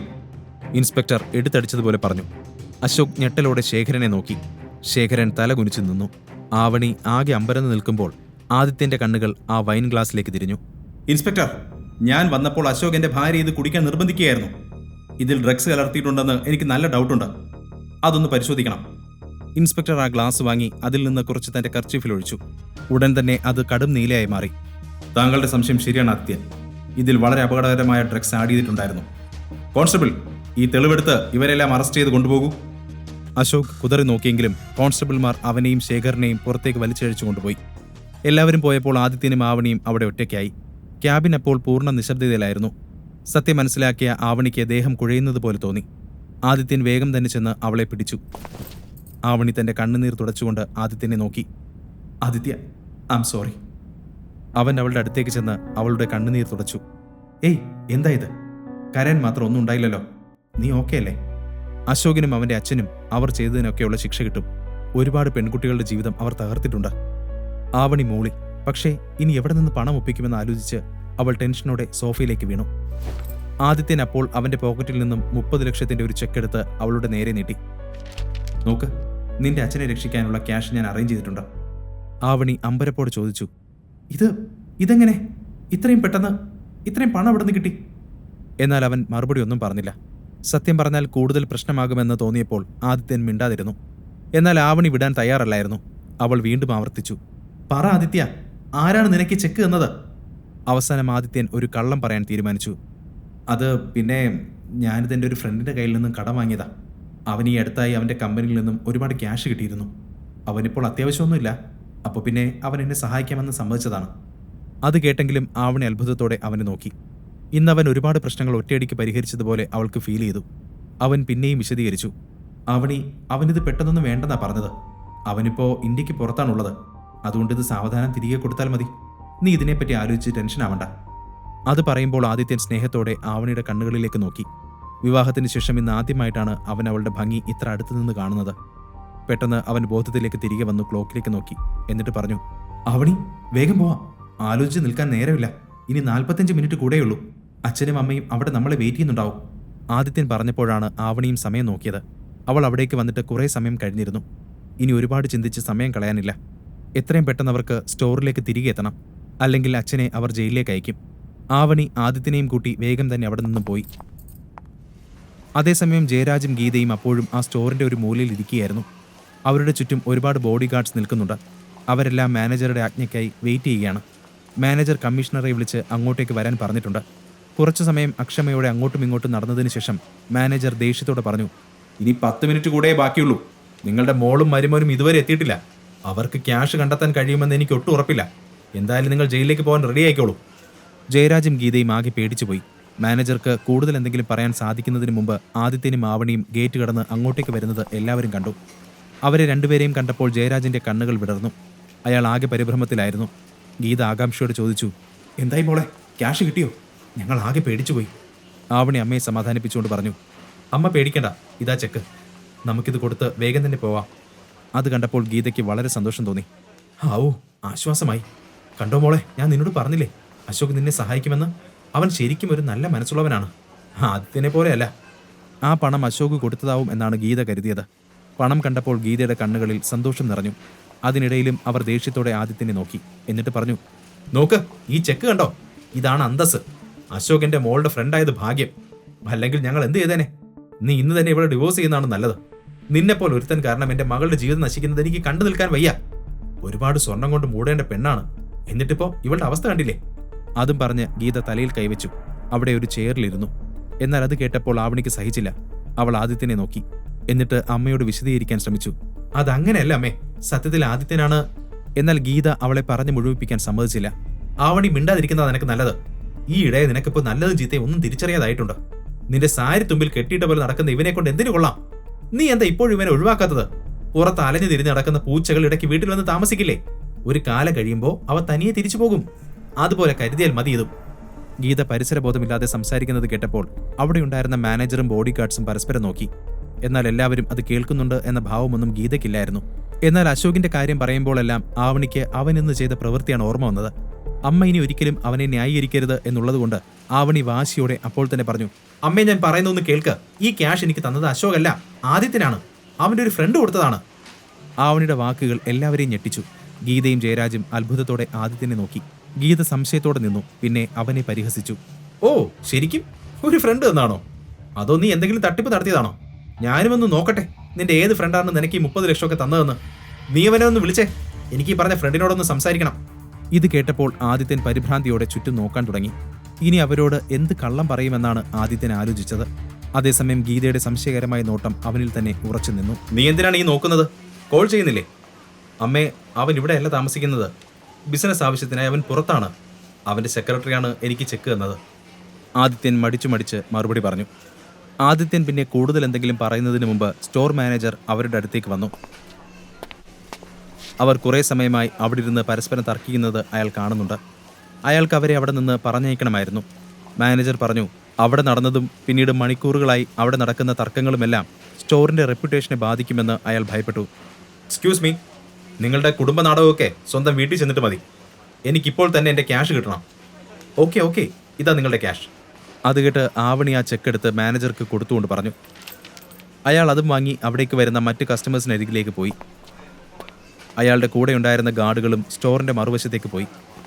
പക്ഷെ ഗീതയുടെ സംശയം ഇപ്പോഴും ആദിത്യനെ ചുറ്റിപ്പറ്റിയായിരുന്നു. അത് മനസ്സിലാക്കിയെന്ന വണ്ണം ആവണി മുന്നോട്ട് വന്ന് പറഞ്ഞു, അമ്മേ, അശോക് പണം തരണമെങ്കിൽ അവനോടൊപ്പം ഡ്രിങ്ക്സ് കഴിക്കണമെന്ന് പറഞ്ഞ് എന്നെ നിർബന്ധിച്ചു. അവൻ ഇങ്ങനെ മുമ്പ് പല പെൺകുട്ടികളോടും ചെയ്തിട്ടുണ്ട്. അതുകൊണ്ടൊക്കെ തന്നെയാ ഇപ്പോൾ ജയിലിൽ പോവേണ്ട ഗതി വന്നത്. അവൻ ചെയ്തതിനൊക്കെയുള്ള ശിക്ഷ അവന് കിട്ടണം. ആദിത്യൻ ഇന്ന് കൃത്യസമയത്ത് എത്തിയില്ലായിരുന്നുവെങ്കിൽ ഒരുപക്ഷെ അശോക് എന്നെ മിസ്യൂസ് ചെയ്തേനെ. ഇത് കേട്ട് ഗീത അത്ഭുതത്തോടെ ആദിത്യനെ നോക്കി. അവർക്കപ്പോഴും തന്റെ കാതുകളെ വിശ്വസിക്കാൻ കഴിഞ്ഞില്ല. പെട്ടെന്ന് ജയരാജ് ആശങ്കയോടെ ചോദിച്ചു, മോളെ, നിനക്കൊന്നും പറ്റില്ലല്ലോ അല്ലേ? ഇല്ലച്ചാ, എനിക്ക് കുഴപ്പമൊന്നുമില്ല. ആവണി ആശ്വാസത്തോടെ മറുപടി പറഞ്ഞു. ജയരാജിന് അത് കേട്ടപ്പോൾ വളരെ ആശ്വാസം തോന്നി. ഇപ്പോൾ അതാണ് ഏറ്റവും പ്രധാനപ്പെട്ട കാര്യം. ആദിത്യൻ എവിടെ നിന്നാണ് ഈ ക്യാഷ് കിട്ടിയതെന്നൊന്നും ഇപ്പോൾ ആലോചിക്കേണ്ട കാര്യമില്ല. അവനത് കൊണ്ടുവന്നല്ലോ, അത് തന്നെ വലിയ കാര്യം. ജീവിതത്തിൽ ഇതാദ്യമായാണ് അവൻ നമുക്ക് ഗുണമുള്ള എന്തെങ്കിലും ചെയ്യുന്നത്. അയാൾ എല്ലാം ഒന്ന് ഒതുങ്ങി തീർന്ന ആശ്വാസത്തിൽ പറഞ്ഞു. ഉടനെ ഗീത അയാൾക്ക് നേരെ ചാടി. ഇവൻ എന്ത് നല്ല കാര്യം ചെയ്തെന്നായി പറയുന്നേ? ആരിൽ നിന്നാണ് ഈ പണം കടം വാങ്ങിയതെന്ന് ആർക്കറിയാം? ഇപ്പോൾ തന്നെ ഇവനിത് തിരികെ നൽകേണ്ടി വരും. കടം തീർക്കാൻ ഇവിടെ കുറെ പണം കുന്നുകൂട്ടി വെച്ചതുപോലെയാ അവൻ ഇപ്പോൾ ആരോടൊക്കെയോ ഇരുന്ന് പണം കൊണ്ട് വന്നേക്കുന്നത്. ഗീതയുടെ പ്രകടനം അതിരുകടക്കുന്നുണ്ടെന്ന് ഉത്തമ ബോധ്യമുള്ള ആവണി ചുറ്റും നോക്കി. അവിടെ നിൽക്കുന്ന എല്ലാവരുടെയും ശ്രദ്ധ അങ്ങോട്ടേക്ക് തന്നെയായിരുന്നു. അമ്മേ, നമുക്ക് വീട്ടിൽ പോയി സംസാരിക്കാം. ദേ കണ്ടോ, എല്ലാവരും നമ്മളെ തന്നെയാ നോക്കുന്നത്. അപ്പോഴാണ് ഗീതയ്ക്കും സ്ഥലകാല ബോധം വന്നത്. പിന്നെ അധികം സമയമെടുക്കാതെ എല്ലാവരും വീട്ടിലേക്ക് ഇറങ്ങി. അവർ വീട്ടിലെത്തിയപ്പോഴേക്കും വൈകുന്നേരമായിരുന്നു. ആദിത്യൻ ഫോണിൽ എന്തോ നോക്കുകയായിരുന്നു. ആദിത്യനെ അപമാനിക്കാൻ കിട്ടുന്ന ഒരവസരവും ഗീത നഷ്ടപ്പെടുത്താറില്ല. അവർ ദേഷ്യത്തോടെ പറഞ്ഞു, ആഹാ, കൊള്ളാലോ, സാറ് വന്നിട്ട് വെറുതെ നിൽക്കുകയാണോ? പോയി എനിക്കൊരു ചായ ഇട്ടോണ്ട് വാ. ഓരോരോ പൊല്ലാപ്പ് കാരണം ടെൻഷൻ അടിച്ച് മനുഷ്യന്റെ തല വെട്ടി പൊളിയുക. ആദിത്യൻ അത് കേട്ട് തല കുലുക്കി. ശരിയമ്മേ. അപ്പോൾ ഗീത പരിഹാസത്തോടെ കൂട്ടിച്ചേർത്തു, ആ പിന്നെ ഒരു കാര്യം കൂടെ, ചായയിൽ പാലും പഞ്ചസാരയൊക്കെ ശ്രദ്ധിച്ചിട്ടാ മതി. നിന്റെ കുടുംബത്തിൽ നിന്ന് കൊണ്ടുവന്നതൊന്നും അല്ല അത്. ഇത് കേട്ടപ്പോൾ ആദിത്യൻ അറിയാതെ ചിരിച്ചുപോയി. കാരണം ആവണിയുടെ മുത്തച്ഛനായ ബാലകൃഷ്ണപിള്ളയ്ക്ക് ബിസിനസ് ആരംഭിക്കാൻ പണം നൽകിയത് ആദിത്യന്റെ മുത്തച്ഛനായിരുന്നു. ഒരു കാലത്ത് ബാലകൃഷ്ണപിള്ളയുടെ പൂർവികർ പള്ളിക്കൽ കുടുംബത്തെ സേവിച്ചിരുന്നവരാണ്. അവന്റെ മുഖത്ത് അറിയാതെ വിരിഞ്ഞ കള്ളച്ചിരി കണ്ട് ഗീത ദേഷ്യത്തോടെ ചോദിച്ചു, എന്തിനാ ചിരിക്കുന്നത്? ഇത്തവണ ചായ നല്ലതല്ലെങ്കിൽ അത് പിന്നെ കപ്പിലല്ല ഉണ്ടാവുക, നിന്റെ മുഖത്തായിരിക്കും. എന്നാൽ ആദിത്യൻ അതിനോട് പ്രതികരിക്കാൻ നിന്നില്ല. അവൻ തല കുലുക്കിക്കൊണ്ട് അടുക്കളയിലേക്ക് പോയി. ആദിത്യൻ പോയപ്പോൾ ഗീത പിന്നെ ജയരാജനും ആവണിക്ക് നേരെ തിരിഞ്ഞ് ഉറച്ച ശബ്ദത്തിൽ പറഞ്ഞു, തൽക്കാലം അവിടെ ആ ചെക്ക് കൊടുത്തെന്ന് കരുതി ആ പണം ഇനി തിരികെ കൊടുക്കാൻ നമ്മൾ എന്ത് ചെയ്യും? ആദിത്യൻ എവിടെ നിന്ന് കൊണ്ടുവന്നതായാലും നമ്മൾ തന്നെ ആ കടം വീട്ടണ്ടേ? ഇപ്പോൾ അത് നമ്മുടെ കഴുത്തിൽ തൂങ്ങിക്കിടക്കുന്ന ഒരു കുരുക്ക് പോലെയാണ്. ഇത് കേട്ടപ്പോൾ ആവണി തന്റെ സേവിങ്സിനെ കുറിച്ച് ചിന്തിക്കാൻ തുടങ്ങി. കാരണം ആദിത്യൻ വാങ്ങിയ പണം എത്രയും വേഗം തിരികെ നൽകേണ്ടി വരും. പക്ഷെ എന്തു ചെയ്യും? അപ്പോഴേക്കും ആദിത്യൻ പതിവ് പോലെ ഡിന്നറിനെ പറ്റി ചോദിക്കാൻ വന്നു. കാരണം ഗീതയ്ക്കും ജയരാജനും വീട്ടിൽ പലപ്പോഴും വ്യത്യസ്ത ടേസ്റ്റുകളാണ്. വരും വഴി അവൻ ആവണി സംസാരിക്കുന്നത് കേട്ടു. അമ്മേ, എന്റെ സേവിങ്സിലുള്ളതൊക്കെ നമുക്കിപ്പോൾ തന്നെ ആദിത്യന്റെ ഫ്രണ്ടിന് കൊടുക്കാം. ബാക്കി ഞാൻ പതിയെ കൊടുത്തോളാം. ഗീത ഒന്ന് മൂളി. ആദ്യം അവന്റെ ആ ഫ്രണ്ടിന് ബാക്കി ക്യാഷ് പിന്നെ കൊടുത്താൽ മതിയൊന്ന് ചോദിക്കേ. കാരണം കൂടി വന്നാൽ ഒരു 5 ലക്ഷമൊക്കെ അല്ലേ നിന്റെ കയ്യിൽ ഇപ്പോൾ കാണൂ. എന്റെ പേടി അയാൾ അതൊന്നും പറ്റില്ല എന്ന് പറയുമോ എന്നാണ്. അപ്പോഴേക്കും ആദിത്യൻ അങ്ങോട്ട് ചെന്ന് പറഞ്ഞു, അമ്മേ, അതിനെപ്പറ്റി ചിന്തിച്ച് വിഷമിക്കണ്ട. അത് പിന്നെ കൊടുത്താൽ മതി. അത് കേട്ടപ്പോൾ ഗീതയ്ക്ക് ഒരിത്തിരി ആശ്വാസമായി. അങ്ങനെയാണെങ്കിൽ നമുക്കത് പിന്നീട് കൊടുക്കാം. എന്നാൽ ആവണിക്ക് അതത്ര ശരിയായി തോന്നിയില്ല. കടം വാങ്ങിയാൽ അത് പറ്റുന്ന പോലെ വേഗം തിരിച്ചു കൊടുക്കണം എന്നതാണ് അവളുടെ പോളിസി. ഇപ്പോൾ കുറച്ചെങ്കിലും കൊടുത്താൽ അത്രയും ഭാരം കുറയും എന്നാണ് ആവണി ആലോചിച്ചത്. അവൾ പറഞ്ഞു, അതൊക്കെ ശരിയായിരിക്കും, പക്ഷെ അമ്മേ, ഇപ്പോൾ ആദ്യത്തിന് എന്റെ കയ്യിലുള്ള ആ 5 ലക്ഷം രൂപ കൊടുത്തേക്ക്. മനസ്സില്ലാ മനസ്സോടെ ഗീത അതിന് സമ്മതിച്ചു. അതെ, അതങ്ങ് കൊടുക്കുന്നത് തന്നെയാ നല്ലത്. നിന്റെ ഒന്നിനും കൊള്ളാത്ത ഭർത്താവിനെ പോലെ ആർക്കും ഒരു ഭാരമാകാൻ ഞാൻ ആഗ്രഹിക്കുന്നില്ല. അവർ ആവണിയോട് പിറുപിറുത്തു. ആവണി ഒന്ന് മൂളിക്കൊണ്ട് ആദിത്യന് നേരെ തിരിഞ്ഞു. ആദിത്യ, നീ പണം ആ ഫ്രണ്ടിന് നൽകുമ്പോൾ എന്റെ സ്പെഷ്യൽ താങ്ക്സ് പറയണം. അയാൾ നമുക്ക് അത്ര വലിയൊരു സഹായമാണ് ചെയ്തത്.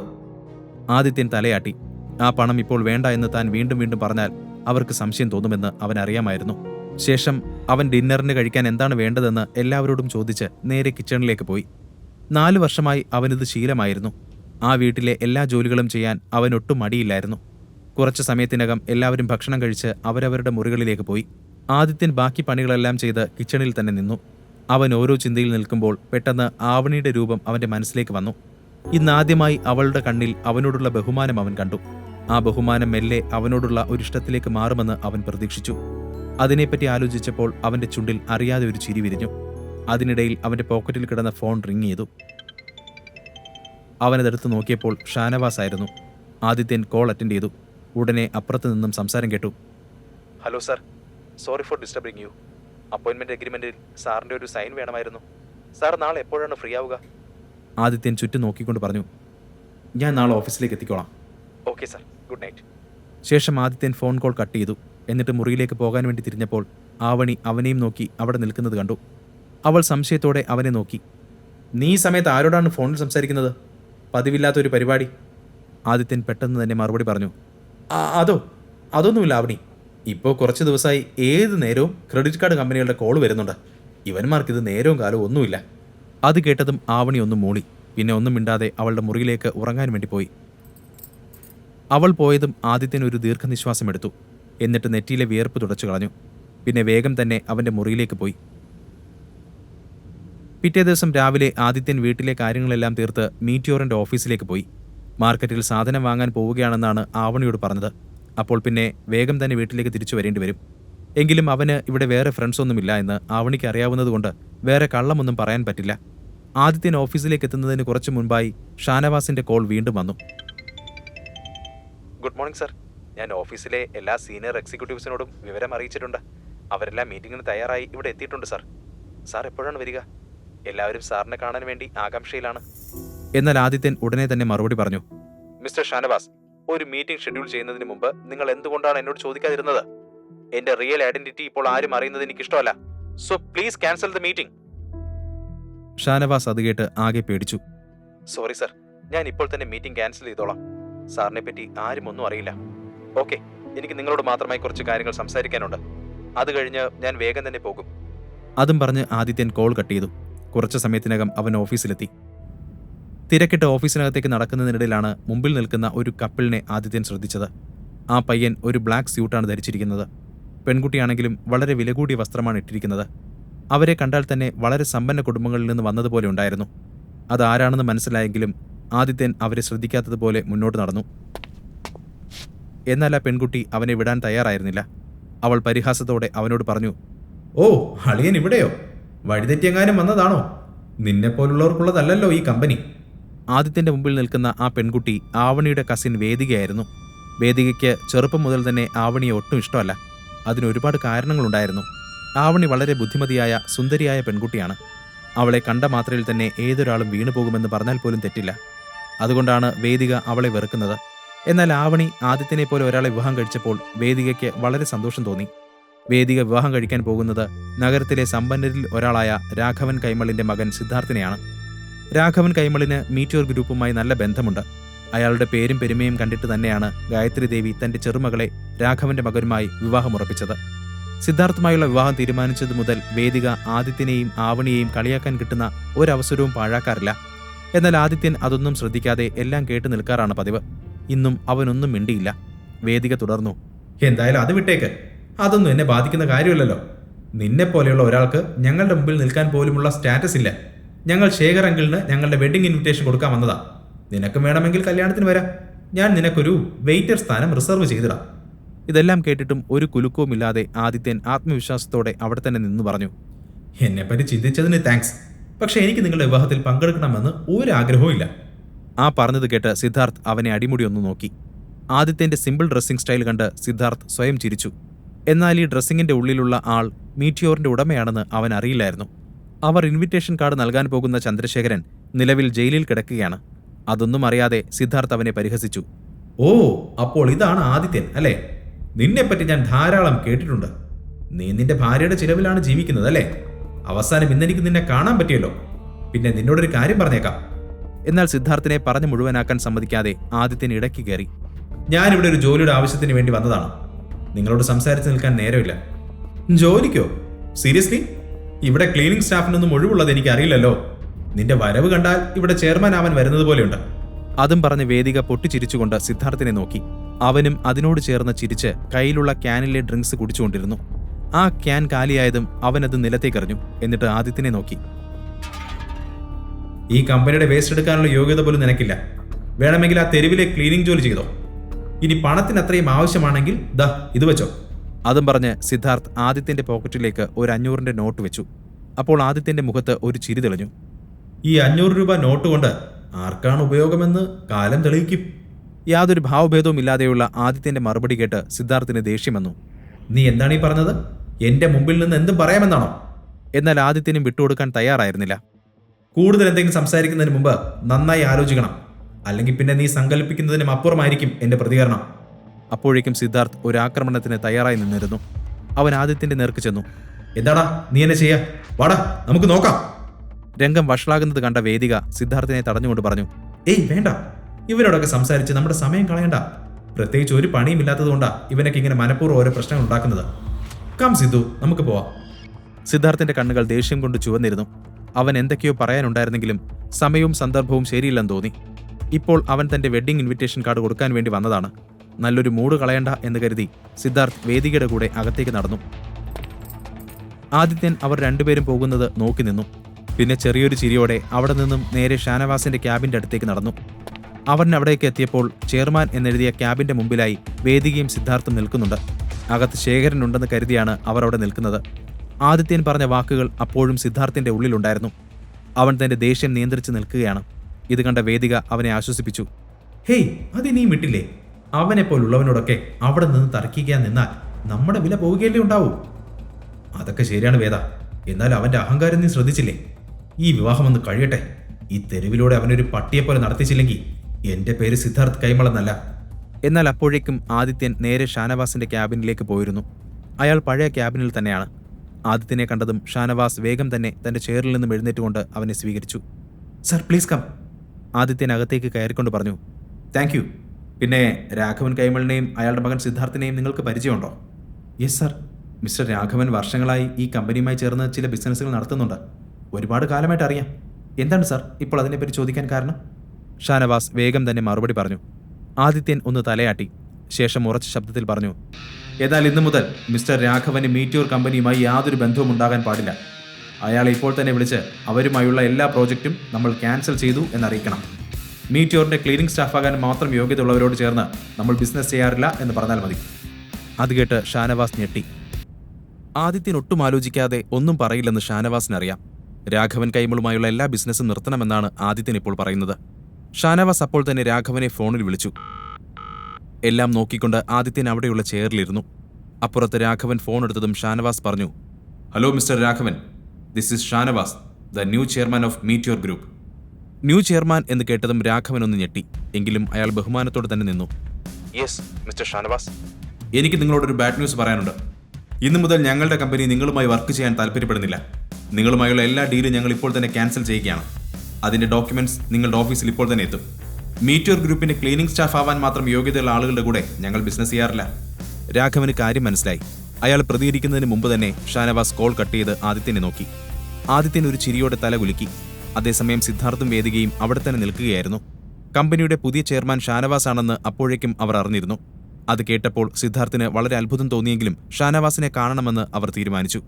അവർ ഷാനവാസിന്റെ ക്യാബിന് പുറത്ത് ഒരുപാട് സമയം കാത്തുനിന്നെങ്കിലും സെക്രട്ടറി അവരെ അകത്തേക്ക് കടത്തിവിട്ടില്ല. അവർ അവിടെ നിന്ന് ആകെ മുഷിഞ്ഞിരുന്നു. അവസാനം അവൻ സെക്രട്ടറിയുടെ നേരെ ചൂടായി. ഇനിയും എത്ര സമയം ഞങ്ങളിവിടെ കാത്തു നിൽക്കണം? നിങ്ങൾ ആദ്യം ചെയർമാൻ സാറിനെ ഒന്ന് വിളിക്കുക. എന്റെ പേര് സിദ്ധാർത്ഥ് കൈമൾ. അദ്ദേഹത്തിന് എന്നെ അറിയാം. സിദ്ധാർത്ഥ് പറഞ്ഞു നിർത്തിയതും സെക്രട്ടറിക്ക് ഷാനവാസിന്റെ ഒരു കോൾ വന്നു. ആ കോൾ അറ്റൻഡ് ചെയ്തതിനു ശേഷം സെക്രട്ടറി സിദ്ധാർത്ഥിനെ സൂക്ഷിച്ചു നോക്കി. എന്നിട്ട് വേഗം തന്നെ സെക്യൂരിറ്റി വിളിച്ചു. ഹലോ സെക്യൂരിറ്റി, വേഗം തന്നെ കുറച്ച് ബൗൺസേഴ്സിനെ ചെയർമാന്റെ ക്യാബിനിന്റെ അവിടേക്ക് വിടണം. ആ നിർദ്ദേശം കേട്ടതും വേഗം തന്നെ കുറച്ചുപേർ അങ്ങോട്ടേക്ക് ഓടി വന്നു.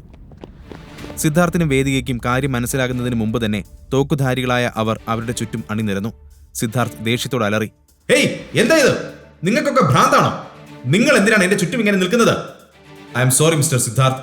മീറ്റിയോർ ഗ്രൂപ്പ് നിങ്ങളുമായുള്ള എല്ലാ ഡീലും ക്യാൻസൽ ചെയ്തിരിക്കുന്നു. ക്ലീനിംഗ് ജോലിക്കാരുമായി ഞങ്ങൾ ബിസിനസ് ചെയ്യാറില്ല എന്നാണ് ചെയർമാൻ നിങ്ങളോട് പറയാൻ പറഞ്ഞത്. സെക്രട്ടറിയുടെ വാക്കുകൾ കേട്ട സിദ്ധാർത്ഥിന് ദേഷ്യം വന്നു. എന്ത്? What nonsense is this? അപ്പോഴാണ് അവന് നേരത്തെ ആദിത്യനോട് സംസാരിച്ചത് ഓർമ്മ വന്നത്. താൻ അവനോട് പറഞ്ഞ കാര്യങ്ങളാണല്ലോ ഇത്. അതിനെപ്പറ്റി ഒന്നും കൂടുതൽ ആലോചിക്കുവാൻ അപ്പോൾ അവർക്ക് സമയമില്ലായിരുന്നു. അവരുടെ കമ്പനിയുടെ കൂടുതൽ കാര്യങ്ങളും നടന്നു പോകുന്നത് മീറ്റിയോർ ഗ്രൂപ്പിന്റെ സഹായം കൊണ്ടായിരുന്നു. ഇവർ ഇന്നു മുതൽ എല്ലാ ഡീലും ക്യാൻസൽ ചെയ്യുകയാണെങ്കിൽ അവർ നേരെ തെരുവിലേക്ക് ഇറങ്ങേണ്ടി വരും. അതിനെപ്പറ്റി ആലോചിച്ചപ്പോൾ അവന്റെ നെറ്റിയിലൂടെ വിയർപ്പൊഴുകി. എങ്കിലും അവൻ ദേഷ്യത്തോടെ പറഞ്ഞു. എവിടെ നിങ്ങളുടെ പുതിയ ചെയർമാൻ? എനിക്ക് അദ്ദേഹത്തോട് സംസാരിക്കണം. ഇത്ര പെട്ടെന്ന് എങ്ങനെ തീരുമാനത്തിൽ ഒരു മാറ്റമുണ്ടായി?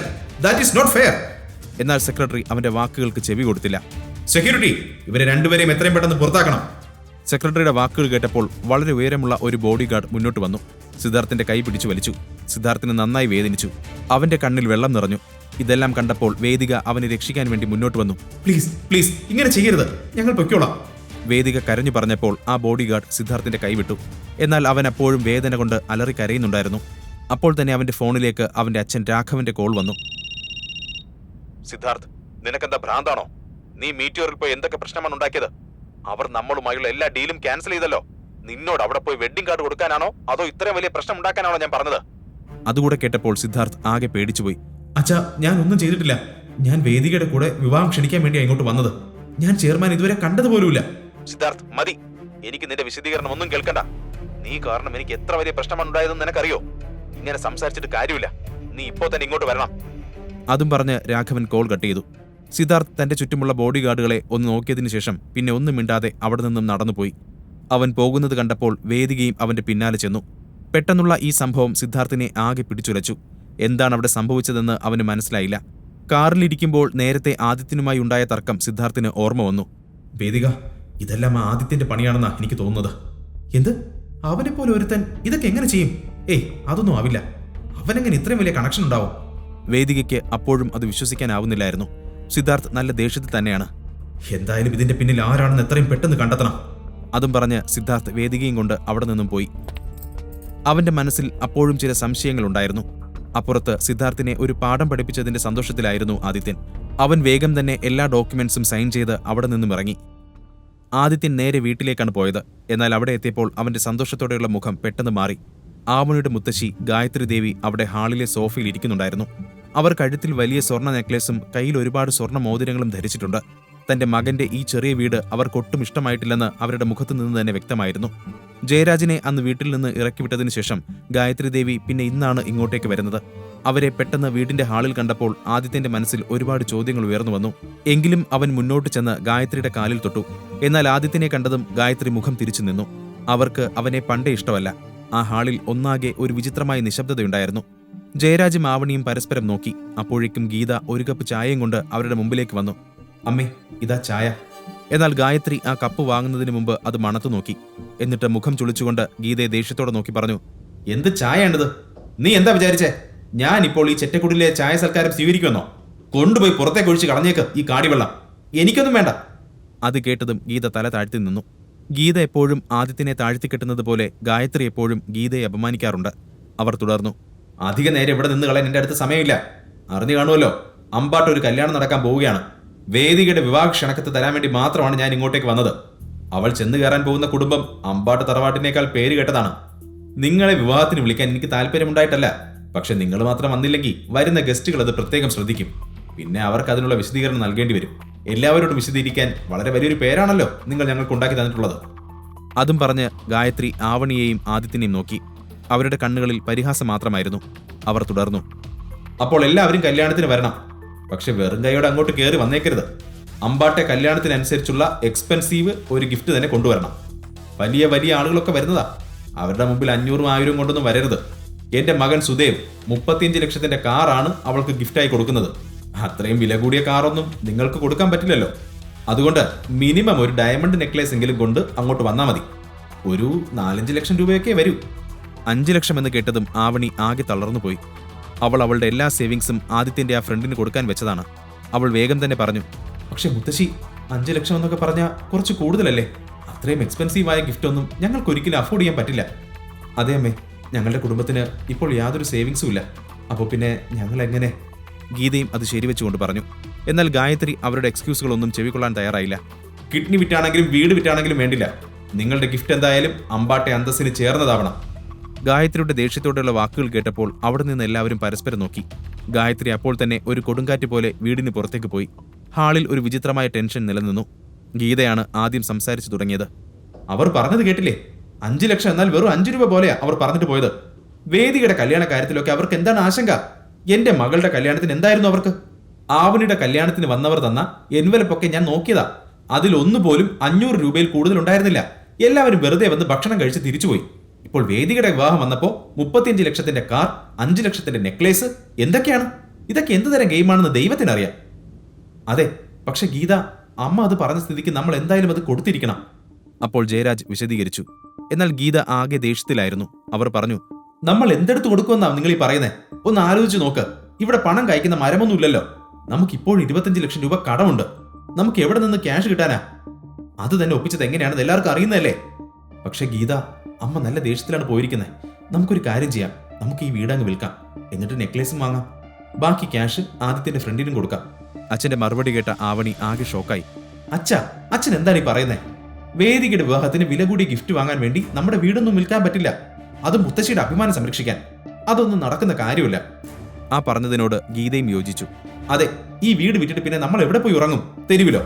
ഗീത അപ്പോഴും ദേഷ്യത്തോടെ ആദിത്യനെ നോക്കി. അവനാണ് ഇതിനെല്ലാം കാരണക്കാരൻ എന്നാണ് ഗീത അപ്പോഴും വിശ്വസിച്ചത്. ആദിത്യൻ തന്റെ നോട്ടം ആവണിയുടെ നേരെ മാറ്റി. അവന് സംസാരിക്കാനുള്ള ധൈര്യമുണ്ടായിരുന്നില്ല. ഗീത കുറച്ചു സമയം ഒന്ന് ആലോചിച്ച് നിന്ന ശേഷം പിന്നെ പറഞ്ഞു, മോളെ, എന്റെ കയ്യിൽ കുറച്ച് പണമുണ്ട്. അത് വെച്ച് നമുക്ക് എന്തെങ്കിലും വില കുറഞ്ഞ നെക്ലേസ് കിട്ടുമോ എന്ന് നോക്കാം. ശരിയമ്മേ, ഇന്നത്തെ കാലത്ത് നല്ല ക്ലാസി ഡിസൈനുള്ള സിമ്പിൾ നെക്ലേസുകൾ ഒരുപാടുണ്ട്. അതെല്ലാം വേദികയ്ക്ക് ഡെയിലി യൂസിന് പറ്റും. ആദിത്യ, കാർ എടുക്ക, നമുക്കിപ്പോൾ തന്നെ പോവാം. കുറച്ച് സമയത്തിനകം അവരെല്ലാം അവിടുത്തെ ഒരു പഴയ മാർക്കറ്റിലേക്ക് എത്തി. അവിടുത്തെ ഒരു വലിയ ജ്വല്ലറി ഷോപ്പിന്റെ മുമ്പിൽ ആദിത്യൻ കാർ നിർത്തി. തിരുവനന്തപുരത്തെ ഏറ്റവും പ്രശസ്തമായ ജ്വല്ലറികളിൽ ഒന്നായ അവിടേക്ക് ഒരുപാട് പേർ അവരുടെ വെഡ്ഡിംഗ് ഷോപ്പിങ്ങിന് വേണ്ടി വരാറുണ്ട്. അത്രയും വലിയ ഷോപ്പ് പുറത്തുനിന്ന് കണ്ടപ്പോൾ തന്നെ ആവണിക്ക് തല കറങ്ങുന്നത് പോലെ തോന്നി. അവരുടെ കയ്യിലുള്ള ബജറ്റിനെ കുറിച്ചാണ് അവൾ അപ്പോൾ ഓർത്തത്. എന്തായാലും അകത്ത് കയറി നോക്കാമെന്ന് അവൾ തീരുമാനിച്ചു. അവരെല്ലാവരും അകത്തേക്ക് നടന്നു. ഷോപ്പിനകത്തെത്തിയതും കഴുത്തിലും കയ്യിലുമൊക്കെ ഒരുപാട് സ്വർണം ധരിച്ച ഒരു മനുഷ്യൻ അവരുടെ നേരെ ചിരിച്ചുകൊണ്ട് നടന്നു വന്നു. അയാളെ കണ്ടാൽ തന്നെ ആ ഷോപ്പിന്റെ ഓണറാണെന്ന് വ്യക്തമായിരുന്നു. അയാൾ ചിരിയോട് തന്നെ അവരെ സ്വാഗതം ചെയ്തു. Welcome, welcome. പറയൂ, നിങ്ങൾക്ക് എന്താണ് വേണ്ടത്? ആവണി അയാളോട് പറഞ്ഞു. താങ്ക് യു, ഞങ്ങൾക്ക് നല്ല നെക്ലേസ് സെറ്റാണ് വേണ്ടത്. ഓക്കെ, അകത്തേക്ക് വരൂ, ഇവിടെ ഒരുപാട് ഡിസൈൻസ് ഉണ്ട്. അവർ അകത്തേക്ക് നടന്നപ്പോൾ അവിടുത്തെ സ്റ്റാഫ് അവർക്ക് ഒരുപാട് വില കൂടിയ നെക്ലേസുകൾ ഒന്നിനു പിറകെ ഒന്നായി കാണിച്ചു. ഓരോ നെക്ലേസും കാണുമ്പോൾ ആവണി വേഗം അതിന്റെ വിലയിലേക്കാണ് നോക്കിയത്. അതെല്ലാം അവളുടെ ബജറ്റിനും അപ്പുറത്തുള്ളതായിരുന്നു. ആവണിയുടെ മുഖഭാവം കണ്ടപ്പോൾ ആദിത്യനും കാര്യം മനസ്സിലായി. ഒരുപാട് നെക്ലേസുകൾ കാണിച്ചിട്ടും ആവണിക്ക് ഒന്നും ഇഷ്ടമായില്ല. അവസാനം ഷോപ്പ് ഓണർക്കും അവിടെ നിന്ന സ്റ്റാഫിനും ചെറുതായി അസ്വസ്ഥത തോന്നാൻ തുടങ്ങി. ആവണിയും ആദിത്യനും ഇടയ്ക്കിടെ പരസ്പരം നോക്കി കണ്ണുകൊണ്ട് എന്തൊക്കെയോ പറയുന്നത് കണ്ടപ്പോൾ അവർ ഫ്രോഡാണോ എന്നുവരെ അവിടെയുള്ളവർക്ക് സംശയം തോന്നി. ചില കള്ളന്മാർ വളരെ പണക്കാരെ പോലെ അവിടേക്ക് വന്ന് ഓരോന്നും നോക്കിയിട്ട് മെല്ലെ മോഷ്ടിച്ച് മുങ്ങാറുണ്ട്. അതുപോലെയാണ് ഇവരെ കണ്ടപ്പോൾ ഓണർക്ക് തോന്നിയത്. അയാൾ വേഗം തന്നെ പുറത്തു നിൽക്കുന്ന സെക്യൂരിറ്റിയെ ആംഗ്യം കാണിച്ചു വിളിച്ചു. അയാൾ വേഗം അകത്തേക്ക് വന്നു. ആവണിയെയും കൂട്ടരെയും നോക്കിക്കൊണ്ടു നിന്നു. അത് കണ്ടപ്പോൾ എല്ലാവർക്കും പരിഭ്രമമായി. അത് ശ്രദ്ധിച്ച ആദിത്യൻ മനഃപൂർവ്വം അവരുടെ ശ്രദ്ധ ഒരു ഭംഗിയുള്ള നെക്ലേസിലേക്ക് തിരിച്ചു. ആവണി പിന്നെ അവരെ അവഗണിച്ചുകൊണ്ട് ആ നെക്ലേസ് നോക്കാൻ തുടങ്ങി. കുറച്ചു കഴിഞ്ഞപ്പോൾ ഷോപ്പിന്റെ ഓണർ അവരോട് പറഞ്ഞു, പിന്നെ ഞാനും എൻ്റെ സ്റ്റാഫുകളും ഒരുപാട് വില കൂടിയ ഭംഗിയുള്ള നെക്ലേസുകൾ നിങ്ങൾക്ക് കാണിച്ചു തന്നല്ലോ. നിങ്ങൾക്ക് എന്താണ് അതൊന്നും ഇഷ്ടമാവാത്തത്? നിങ്ങളിനി ഏത് ടൈപ്പാണ് ഉദ്ദേശിക്കുന്നത്? അത് പറ. അയാൾക്ക് എന്തൊക്കെയോ സംശയമുണ്ടെന്ന് തോന്നിയ ആവണി വേഗം തന്നെ പറഞ്ഞു, ഏയ് അങ്ങനെയൊന്നുമില്ല, എനിക്കിതിൽ ചിലതൊക്കെ ഇഷ്ടമായി, പിന്നെ ഒന്നുകൂടി നോക്കാമല്ലോ എന്ന് കരുതിയതാണ്. തനിക്കിതിൻ്റെ ഡിസൈനല്ല വിലയാണ് പ്രശ്നമെന്ന് ആവണി പുറത്തു പറഞ്ഞില്ല. ഓക്കെ മാഡം, ഞാൻ ചോദിച്ചതേ ഉള്ളൂ. ഞങ്ങളുടെ ഡിസൈൻസ് ഏതെടുക്കണമെന്ന കൺഫ്യൂഷൻ മാത്രമേ ഇവിടെ വരുന്ന കസ്റ്റമേഴ്സിന് പൊതുവേ ഉണ്ടാവാറുള്ളൂ. നിങ്ങളെ കണ്ടപ്പോൾ ഇഷ്ടമാവാതെ മാറ്റിവെക്കുന്നത് പോലെ തോന്നി, അതുകൊണ്ട് ചോദിച്ചതാ. യെസ്, എല്ലാ ഡിസൈൻസും വളരെ ഭംഗിയുള്ളതാ. ഞാനിതിൽ നിന്ന് തന്നെ ഒന്നെടുക്കാം. തന്റെ യഥാർത്ഥ പ്രശ്നം മറച്ചുവെച്ച് ആവണി പറഞ്ഞൊപ്പിച്ചു. പിന്നെ സെയിൽസ്മാന്റെ മുഖം നോക്കാതെ ചുറ്റിലും നോക്കി. ടേബിളിൽ വെച്ച വളരെ ഭംഗിയുള്ള ഒരു നെക്ലേസിലാണ് അവളുടെ കണ്ണുകൾ ഉടക്കി നിന്നത്. പെട്ടെന്ന് എല്ലാം മറന്നതുപോലെ അവൾ ആ മാലയിലേക്ക് കൗതുകത്തോടെ ഉറ്റുനോക്കി. അത് വളരെ വില കൂടിയ നെക്ലേസ് ആണെന്ന് അതിന്റെ തിളക്കം കാണുമ്പോൾ തന്നെ മനസ്സിലാവുമായിരുന്നു. അതിൽ നല്ല ഭംഗിയുള്ള പച്ചക്കല്ലും ചെറിയ ചെറിയ ഡിസൈനുകളുമുണ്ട്. ആവണി അതിൽ തന്നെ നോക്കി നിൽക്കുന്നത് ആദിത്യൻ ശ്രദ്ധിച്ചു. അവൾക്ക് ആ മാല വാങ്ങണം എന്നുണ്ട് എന്ന് ആദിത്യന് മനസ്സിലായി. ആവണി ആ മാല തന്നെ നോക്കുന്നത് കണ്ടപ്പോൾ കടയുടമ പറഞ്ഞു, ഗുഡ് ചോയ്സ് മാം. ഇത് വളരെ റെയർ പീസാണ്. Pure Jodhpuri design. ഞങ്ങളുടെ തന്നെ ഫാക്ടറിയിൽ ഹാൻഡ് വർക്ക് ചെയ്തെടുത്ത ഡിസൈനാണ്. ട്രൈ ചെയ്ത് നോക്കിക്കൂടെ? അയാൾ അത് ടേബിളിൽ നിന്നും എടുത്ത് ആവണിക്ക് നേരെ നീട്ടി. എന്നാൽ അവൾ വേഗം അത് നിരസിച്ചു. ഏയ് വേണ്ട വേണ്ട, ഇത്രയും എക്സ്പെൻസീവ് ആയത് നോക്കുന്നില്ല. ഞങ്ങളുടെ ബജറ്റ് 50,000 മാത്രമാണ്. 50,000 എന്ന് കേട്ടതും ആ കടയുടമയുടെ മുഖം മാറി. അയാൾ പുച്ഛത്തോടെ അവരെ നോക്കിക്കൊണ്ട് ടേബിളിൽ വെച്ചിരുന്ന ആ മാലകളെല്ലാം സ്റ്റാഫിനോട് എടുത്തു മാറ്റാൻ പറഞ്ഞു. ചുറ്റും നിന്ന സെയിൽസ്മാൻമാരും സെക്യൂരിറ്റിയും എല്ലാം അവരുടെ ബോസിനെ നോക്കി. ആവണി അത്ഭുതത്തോടെ അയാളോട് ചോദിച്ചു, നിങ്ങൾ എന്താണ് ഇതെല്ലാം എടുത്ത് മാറ്റുന്നത്? എന്തുപറ്റി? എന്നാ പിന്നെ 50,000-ന് ഞാനിതെല്ലാം നിങ്ങൾക്ക് പാക്ക് ചെയ്ത് തന്നേക്കാം. ബജറ്റ് ഇല്ലെങ്കിൽ അത് ആദ്യം തന്നെ പറയണമായിരുന്നു. വെറുതെ ഞങ്ങളുടെ എല്ലാം സമയം കളയാൻ. എനിക്ക് കണ്ടപ്പോഴേ സംശയം തോന്നിയതാ. അയാളുടെ ദേഷ്യം കണ്ടപ്പോൾ ആവണിക്ക് ആകെ വല്ലായ്മ തോന്നി. അല്ല, അങ്ങനെയല്ല. ഞങ്ങൾ നെക്ലസ് എന്തായാലും വാങ്ങുന്നുണ്ട്. ഞങ്ങൾക്ക് കുറച്ചുകൂടെ വില കുറഞ്ഞത് മതി. അവൾ ആകെ ഇടറിയ സ്വരത്തിൽ പറഞ്ഞു. ഓഹോ, എനിക്ക് നിങ്ങളെ ആദ്യം കണ്ടപ്പോൾ തന്നെ സംശയം തോന്നിയിരുന്നു. ഇത്രയും വില കൂടി ഇതൊന്നും വാങ്ങാൻ പറ്റുന്നില്ലെങ്കിൽ അത് ആദ്യമേ പറയണമായിരുന്നു. ഞങ്ങൾ വെറുതെ ഇതെല്ലാം പുറത്തെടുക്കേണ്ടി വന്നില്ലേ? നിങ്ങൾ എവിടെ നിന്നാണ് വരുന്നതെന്ന് എനിക്കറിയില്ല. എന്തായാലും ഇതുപോലുള്ള കടയിൽ നിന്നൊക്കെ നിങ്ങൾ എന്ത് വാങ്ങാനാണ്? ബോസ് അവിടെ കിടന്ന് ചൂടാവുന്നത് കണ്ടപ്പോൾ സ്റ്റാഫുകളും അങ്ങോട്ടേക്ക് ഓടി വന്നു. കാര്യങ്ങൾ മോശമാകുന്നത് പോലെ തോന്നിയപ്പോൾ ഗീതയ്ക്കും ആവണിക്കും തൊണ്ടയിൽ നിന്ന് വെള്ളം പറ്റുന്നത് പോലെ തോന്നി. അപ്പോൾ ഒരു സ്റ്റാഫ് അവരോട് മെല്ലെ പറഞ്ഞു, മാഡം, ഞങ്ങൾ നിങ്ങൾക്ക് മുമ്പിൽ കാണിച്ചതെല്ലാം വളരെ വില കൂടിയ ഡിസൈനുകളാണ്. നിങ്ങളാണെങ്കിൽ എല്ലാം നോക്കുന്നുമുണ്ട്. നിങ്ങളുടെ ബജറ്റ് ആദ്യം തന്നെ പറഞ്ഞിരുന്നെങ്കിൽ ഞങ്ങൾ ഇതൊന്നും പുറത്തെടുക്കില്ലായിരുന്നു. അതാണ് ബോസ് ഉദ്ദേശിച്ചത്. അത് കേട്ടപ്പോൾ ഗീതയ്ക്ക് ദേഷ്യം വന്നു. ഇതിലിപ്പോൾ ഞങ്ങൾ എന്ത് ചെയ്തെന്നാ? നിങ്ങളല്ലേ ഞങ്ങൾ വന്നപ്പോൾ തന്നെ ഇതൊക്കെ കാണിച്ചത്. എന്നിട്ട് വെറുതെ ഞങ്ങളോട് ചൂടാവുക? ഇങ്ങനെയാണോ നിങ്ങളിവിടെ വരുന്ന കസ്റ്റമേഴ്സിനോട് പെരുമാറുക? ഗീതയുടെ പെരുമാറ്റം ആ കടയുടമയ്ക്ക് ഒട്ടും ഇഷ്ടമായില്ല. നിങ്ങൾ കയറി വന്നപ്പോൾ തന്നെ കയ്യിലൊന്നും ഇല്ലാത്തവരാണെന്ന് എനിക്ക് തോന്നിയതാ. പിന്നെ മിണ്ടാതെല്ലാം നോക്കുന്നത് കണ്ടപ്പോൾ ഞാനൊന്നും പറഞ്ഞില്ല എന്നേ ഉള്ളൂ. മതി, വന്നപ്പോൾ മുതൽ ഞങ്ങളെ അപമാനിക്കുകയാണ്. മര്യാദയ്ക്ക് സംസാരിക്കണം. ഗീത പിന്നെയും അങ്ങോട്ട് പലതും പറയാൻ തുടങ്ങി. അവസാനം അയാൾ തന്റെ സ്റ്റാഫിനെ നോക്കി പറഞ്ഞു, രാജു, ഇപ്പൊ തന്നെ പോലീസിനെ വിളിക്കേ. ഇവർ എന്റെ ഷോപ്പിൽ വന്ന് എന്നെ ഭീഷണിപ്പെടുത്തുകയാണ്. കാര്യങ്ങൾ കൈവിട്ടു പോവുകയാണെന്ന് മനസ്സിലായപ്പോൾ ആവണിക്ക് കൈയും കാലും കുഴയുന്നത് പോലെ തോന്നി. തന്റെ മുമ്പിലുള്ളവർ തങ്ങൾ പറയുന്നതൊന്നും കേൾക്കാൻ തയ്യാറാവുന്നില്ല. അവസാനം അവൾ ആദിത്യനോട് പതിയെ പറഞ്ഞു, ആദിത്യ, മതി, നമുക്ക് വേറെ എവിടെയെങ്കിലും പോകാം. അത് കേട്ട അവിടെ തൊട്ടടുത്ത് നിന്ന ഒരു സെയിൽസ്മാൻ പരിഹാസത്തോടെ പറഞ്ഞു, മാഡം, വേറെ എവിടെയെങ്കിലും കൂടെ കയറി അവരുടെ സമയം കൂടെ പാഴാക്കണോ? അപ്പോൾ മറ്റൊരു സെയിൽസ്മാൻ അപ്പുറത്തു നിന്നും അങ്ങോട്ടേക്ക് വന്നു. അവരെ അടിമുടി നോക്കിക്കൊണ്ട് പറഞ്ഞു, ആഹാ, നിങ്ങളാണോ? ബോസ്, ഇവരെ എനിക്കറിയാം. ഇന്നലെ നമ്മുടെ ആ മാർക്കറ്റിന്റെ അവിടെയുള്ള പുരാവസ്തു സ്റ്റോറിൽ ഇവരുണ്ടായിരുന്നു. ഇവർ വെറുതെ സമയം കളയാൻ വേണ്ടി സ്റ്റോറിൽ കയറി വലിയ വിലയുള്ള ഒരു പ്രതിമ പൊട്ടിച്ചു. അവസാനം അതിനുള്ള പണം ചോദിച്ചപ്പോൾ അവരുടെ കയ്യിലില്ല. ഞാൻ അവിടെ നിന്ന് പോരുമ്പോഴും ഇവർ പണം കൊടുത്തിട്ടില്ലായിരുന്നു. പിന്നെ അവിടെ നിന്ന് ഓടിപ്പോയോ ആവോ. എന്തായാലും ഇവരെ പോലുള്ളവർ മതിയല്ലോ ഒരു ഷോപ്പിന്റെ സമയം കളയാൻ. അപ്പോൾ മറ്റൊരാളും അതിനോട് ചേർന്നു, ഓഹോ, അതിവരായിരുന്നോ? ഇപ്പോൾ എനിക്ക് മനസ്സിലായി. ഇവരൊന്നും ഇവന്റെ ഭാര്യയ്ക്ക് വേണ്ടി ഒന്നും വാങ്ങിക്കൊടുക്കാൻ പറ്റില്ല. അതുകൊണ്ട് വില കൂടിയ നെക്ലേസ് മോഷ്ടിക്കാൻ വേണ്ടി വന്നിരിക്കുകയാവും. അയാൾ ആദിത്യനെ നോക്കുന്നുണ്ടായിരുന്നു. അവന് നല്ല ദേഷ്യം തോന്നി. ഹേയ് മിസ്റ്റർ, എന്താണിത്? നിങ്ങൾ ഇങ്ങനെയാണോ നിങ്ങളുടെ കസ്റ്റമേഴ്സിനോട് പെരുമാറുന്നത്? അല്ല, ഇത്രയൊക്കെ ചർച്ച ചെയ്യാൻ മാത്രം ഇവിടെ ഇപ്പോൾ എന്താ ഉണ്ടായേ? എനിക്കിത് വാങ്ങാൻ പറ്റുമോ ഇല്ലയോ എന്ന് നിങ്ങൾക്ക് എങ്ങനെ അറിയാം? അത് കേട്ടതും അവിടെ നിന്ന് എല്ലാവരും ഒന്ന് ഞെട്ടി. അതുവരെ മിണ്ടാതെ മാറി നിന്ന അവൻ അങ്ങനെ പറയുമെന്ന് ആരും പ്രതീക്ഷിച്ചില്ല. ആവണിയുടെ ഹൃദയം കൂടുതൽ മിടിക്കാൻ തുടങ്ങി. കടയുടമ പുച്ഛത്തോടെ ആദിത്യനെ നോക്കി പറഞ്ഞു, ഈ നെക്ലേസിന്റെ വില നിങ്ങൾക്കറിയോ? 12 ലക്ഷം രൂപ. നിന്ന് വാചകം അടിക്കാതെ തന്നെ കൊണ്ട് പറ്റുമെന്നുണ്ടെങ്കിൽ ഇപ്പൊ തന്നെ പണം താ, ഞാൻ നെക്ലേസ് തന്നേക്കാം. അപ്പോഴേ നിങ്ങൾ ഞങ്ങളുടെ കസ്റ്റമേഴ്സ് ആവുള്ളൂ. അവിടെ വന്ന മറ്റു കസ്റ്റമേഴ്സും ആദിത്യനെയും ആവണിയും നോക്കി നിൽക്കുകയായിരുന്നു. ആദിത്യൻ വിചാരിച്ചാൽ ഈ കട മുഴുവനായി ആവണിക്ക് വേണ്ടി വാങ്ങാൻ പറ്റും. പക്ഷേ ഇപ്പോൾ അവന് അവന്റെ ഐഡന്റിറ്റി വെളിപ്പെടുത്താൻ പറ്റില്ലായിരുന്നു. അവനൊന്നും മിണ്ടാതെ നിന്നു. അത് കണ്ടപ്പോൾ ഗീതയ്ക്ക് കൂടുതൽ ദേഷ്യം തോന്നി. എല്ലാവരും ചോദ്യം ചെയ്യുന്ന കണ്ണുകളോടെ നോക്കി നിൽക്കുന്നത് കണ്ടപ്പോൾ ആവണി കടയുടമയുടെ നേരെ നോക്കി നിറകണ്ണുകളോടെ കൈകൂപ്പി. കണ്ണീർ നിലത്ത് വീഴുന്നതിന് മുമ്പായി അവൾ പറഞ്ഞൊപ്പിച്ചു, ചേട്ടാ, തെറ്റ് ഞങ്ങളുടെ ഭാഗത്ത് തന്നെയാ. ഞങ്ങളുടെ ബജറ്റ് എത്രയാണെന്ന് ഞങ്ങൾ ആദ്യം തന്നെ പറയണമായിരുന്നു. നിങ്ങളുടെ അടുത്ത് 50,000-ന്റെ നെക്ലേസ് ഇല്ലെങ്കിൽ കുഴപ്പമില്ല, ഞങ്ങൾ പൊയ്ക്കോളാം. അങ്ങനെ വഴിക്ക് വാ. കയ്യിലെ പൈസക്കനുസരിച്ച് വേണം പെരുമാറാൻ. ഇതുപോലെ മര്യാദയ്ക്ക് സംസാരിച്ചാൽ ഒരു പ്രശ്നവുമില്ല. ഞങ്ങളുടെ അടുത്ത് എല്ലാ ബജറ്റിലുമുള്ള ജ്വല്ലറി ഉണ്ട്. നിങ്ങൾ ആദ്യം പറയണമായിരുന്നു, എന്നാലേ ഞങ്ങൾ അറിയൂ. അതാണ് ഞാൻ ഉദ്ദേശിച്ചത്.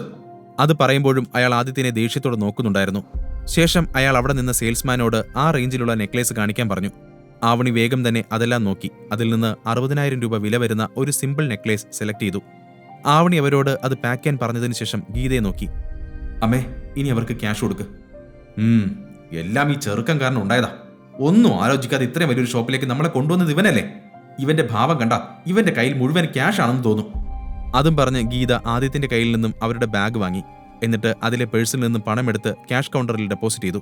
എന്നിട്ട് ദേഷ്യത്തോടെ ആദിത്യനെ നോക്കി അവിടെ നിന്നും പോയി. ആവണിയും അവരുടെ പിന്നാലെ അവിടെ നിന്നും പോയി. എന്നാൽ ആദിത്യൻ അപ്പോഴും ആ കടയുടമയെ ദേഷ്യത്തോടെ നോക്കിക്കൊണ്ട് അവിടെ നിന്നു. എന്താണ് നോക്കുന്നത്? നിന്റെ ഭാര്യ പോയത് കണ്ടില്ലേ? കയ്യിൽ കാശില്ലെങ്കിൽ വെറുതെ സംസാരിക്കാൻ നിൽക്കരുത്. ആദിത്യൻ അതിന് മറുപടിയൊന്നും പറയാതെ അവിടെ നിന്നും ഇറങ്ങി നേരെ ഗേറ്റിലേക്ക് നടന്നു. അവൻ പുറത്തെത്തിയതും ആവണി കാറിൽ അവനെ കാത്തിരിക്കുന്നത് ആദിത്യൻ കണ്ടു. നിങ്ങളെല്ലാവരും വീട്ടിലേക്ക് പോയിക്കോളൂ, ഞാൻ കുറച്ച് സമയത്തിനകം അങ്ങോട്ടേക്ക് എത്തിക്കോളാം. അത് കേട്ടതും ഗീത ദേഷ്യത്തോടെ കാറിൽ നിന്നും ഇറങ്ങി. ഞങ്ങളെല്ലാം പോയിട്ട് നിനക്കിവിടെ എന്താണ് ചെയ്യാനുള്ളത്? അകത്ത് നിന്ന് വയറ് നിറച്ച് കിട്ടിയൊന്നും പോരെ? ഇത്രയും വലിയൊരു ഷോപ്പിലേക്ക് കൊണ്ടുവന്നതും പോരാ, മനുഷ്യനെ തൊലിയുരിച്ചു. ഇനി ഇവിടെ എന്ത് ചെയ്യാനാ? അമ്മ എന്നെ തെറ്റിദ്ധരിച്ചിരിക്കുകയാണ്. ഞാൻ കുറച്ച് പച്ചക്കറി വാങ്ങാൻ വേണ്ടിയാണ് പോകുന്നത്. രാത്രി ഡിന്നറിന് വീട്ടിലൊന്നുമില്ല, ആദിത്യൻ വിശദീകരിച്ചു. എന്റെ ഗീത, അവൻ എവിടേക്കെങ്കിലും പോയി വരട്ടെ. മാർക്കറ്റിലേക്കോ ഷോപ്പിലേക്കോ അവൻ എവിടെ പോയാലും നമുക്കെന്താ? നീ കയറ്, നമുക്ക് പോവാം. ജയരാജ് ആദിത്യനെ ദേഷ്യത്തോടെ നോക്കി പറഞ്ഞു. ഗീത പിന്നെ ഒന്നും പറയാതെ കാറിലേക്ക് തന്നെ കയറി. ആവണിയുടെ മനസ്സിൽ അപ്പോഴും അവൾ അവിടെ കണ്ട ആ വില കൂടിയ നെക്ലേസ് ആയിരുന്നു. അവർ പിന്നെ വേഗം തന്നെ അവിടെ നിന്നും വീട്ടിലേക്ക് പോയി. ആദിത്യൻ അവർ പോകുന്നത് നോക്കി നിന്നു. അവരുടെ കാർ അവിടെ നിന്നും അപ്രത്യക്ഷമായതും അവൻ ഷർട്ടിന്റെ സ്ലീവൊക്കെ ഒന്ന് മടക്കി വെച്ച് നിവർന്നു നിന്നു. എന്നിട്ട് ഗൗരവത്തോടെ തിരികെ ആ ജ്വല്ലറി ഷോപ്പിലേക്ക് തന്നെ കയറി. അവിടെ അപ്പോഴും ആളുകൾ കൂടിക്കൊണ്ടിരിക്കുകയാണ്. സെയിൽസ്മാൻമാർ കസ്റ്റമേഴ്സിനെ നോക്കുന്ന തിരക്കിലാണ്. അപ്പോഴാണ് ഒരു സെയിൽസ്മാന്റെ കണ്ണ് ആദിത്യനിൽ പതിഞ്ഞത്. അയാൾ കൗണ്ടറിൽ നിന്നും ഇറങ്ങി നേരെ അവന്റെ മുമ്പിലേക്ക് ചെന്ന് നിന്നു. എടോ, ഇപ്പോൾ ഇവിടെ ഒരുപാട് കസ്റ്റമേഴ്സ് വരുന്ന സമയമാണ്. നിങ്ങൾ എത്രയും പെട്ടെന്ന് ഇവിടെ നിന്ന് പുറത്തു പോകണം. അപ്പോൾ ആദിത്യൻ വളരെ ആത്മവിശ്വാസത്തോടെ അയാളോട് പറഞ്ഞു. ആദ്യം ആ 12 ലക്ഷത്തിന്റെ നെക്ലേസ് ഇങ്ങോട്ട് എടുക്കുക, ഞാനത് വാങ്ങാൻ പോവുകയാണ്. ആദിത്യന്റെ സംസാരം കേട്ട് അവിടെ നിന്നവരെല്ലാം ചിരിക്കാൻ തുടങ്ങി. കടയുടമയും അത് കേട്ടുകൊണ്ട് അവിടേക്ക് നടന്നു വന്നു. അയാൾ പരിഹാസത്തോടെ പൊട്ടിച്ചിരിച്ചു. നീ നെക്ലേസ് വാങ്ങാൻ പോവുകയാണെന്നോ? കൊള്ളാം. അവിടെ നിന്ന സെയിൽസ്മാനും ആദിത്യനെ പുച്ഛത്തോടെ നോക്കി. ബോസ്, ഇവൻ ഇവിടെ നിന്ന് ഇറങ്ങിയതിനു ശേഷം തലക്കടിയേറ്റിട്ടുണ്ടെന്ന് തോന്നുന്നു. എല്ലാവരും പൊട്ടിച്ചിരിച്ച് ആദിത്യനെ നോക്കി. പക്ഷെ അവൻ അതേ നിൽപ്പ് തന്നെ തുടർന്നു. എന്നിട്ട് പറഞ്ഞു, നിങ്ങളുടെ എല്ലാ ചിരി കഴിഞ്ഞെങ്കിൽ നമുക്ക് ബിസിനസ്സിലേക്ക് കടക്കാം. എന്നാൽ സെയിൽസ്മാൻമാർ അപ്പോഴും അത് വിശ്വസിച്ചില്ല. ഓ കമോൺ, നിനക്ക് ശരിക്കും അത് വാങ്ങണോ? അതൊക്കെ നിന്റെ റേഞ്ചിനും എത്രയോ മുകളിലാണ്. എന്റെ റേഞ്ച് എന്താണെന്ന് നിങ്ങളല്ല തീരുമാനിക്കേണ്ടത്. ഞാനിപ്പോൾ വന്നത് ആ നെക്ലേസ് വാങ്ങാനാണ്, അല്ലാതെ നിങ്ങൾ എന്റെ സ്റ്റാറ്റസിന് മാർക്കിടാൻ നിൽക്കണ്ട. അപ്പോഴേക്കും കടയുടമയുടെ ക്ഷമ നശിച്ചിരുന്നു. അയാൾ തന്റെ സെക്യൂരിറ്റിയോട് അലറി. നോക്കി നിൽക്കാതെ ഇയാളെ പിടിച്ച് പുറത്താക്ക്. ആദിത്യന്റെ തൊട്ടടുത്ത് നിന്ന സ്റ്റാഫ് അവനോട് പറഞ്ഞു. നിന്നെ ഇവിടെ നിന്ന് നേരെ പോലീസ് സ്റ്റേഷനിലേക്ക് അവൻ കൊണ്ടുപോവുക. ഞങ്ങളുടെ ഷോപ്പിന് ഇവിടെ നല്ല പേരാണുള്ളത്. എല്ലാവരും ഞങ്ങളുടെ കൂടെ തന്നെ നിൽക്കും. പിന്നെ നിനക്കെന്താണ് സംഭവിക്കുക എന്ന് എനിക്ക് പറഞ്ഞു തരാൻ പോലും പറ്റില്ല. ഇവിടുത്തെ സെക്യൂരിറ്റിയും പോലീസും എല്ലാം നിന്നെ തല്ലി ചതയ്ക്കും. വെറുതെ ഈ ശരീരം കേടുവരുത്തണോ? അപ്പോഴേക്കും ആദിത്യൻ പോക്കറ്റിൽ നിന്നും തന്റെ ഫോൺ എടുത്തു. അവൻ പിന്മാറാൻ തീരുമാനിച്ചിട്ടില്ലായിരുന്നു. അവൻ ഫോണിലൂടെ സംസാരിച്ചു. ഹലോ മൂർത്തിയെങ്കിൽ, ട്രിവാൻഡ്രം ടൗണിലെ ജ്വല്ലറി ഷോപ്പ് നമ്പർ 104, എത്രയും പെട്ടെന്ന് വരണം. ഞാൻ നിങ്ങൾക്ക് 10 മിനിറ്റ് സമയം തരാം. അതും പറഞ്ഞ് മൂർത്തി കോൾ കട്ട് ചെയ്തു. അവന്റെ സംസാരം കേട്ട സെയിൽസ്മാൻ ചിരിച്ചുകൊണ്ട് അവന്റെ തോളിൽ കൈവച്ച് ചോദിച്ചു. ആർക്കാണാവോ നീ വിളിച്ചത്? ഏതെങ്കിലും സൂപ്പർ ഹീറോ നിന്നെ രക്ഷിക്കാൻ പറന്നു വരുമോ? എങ്കിലതൊന്ന് കാണണമല്ലോ. ആദിത്യൻ അത് കേട്ട് ചിരിച്ചു. ആരാണ് വരുന്നതെന്ന് നിനക്ക് 10 മിനിറ്റ് കൊണ്ട് മനസ്സിലാവും. സെയിൽസ്മാന്റെ മുഖം ദേഷ്യം കൊണ്ട് ചുവന്നു. അപ്പോഴേക്കും അവിടെ നിന്ന കസ്റ്റമേഴ്സും അതിലിടപെട്ടുകൊണ്ട് പരസ്പരം അഭിപ്രായം പറഞ്ഞു. ഇവനെ പോലുള്ള ഗുണ്ടകളാണ് നമ്മുടെ നാടിന്റെ ശാപം.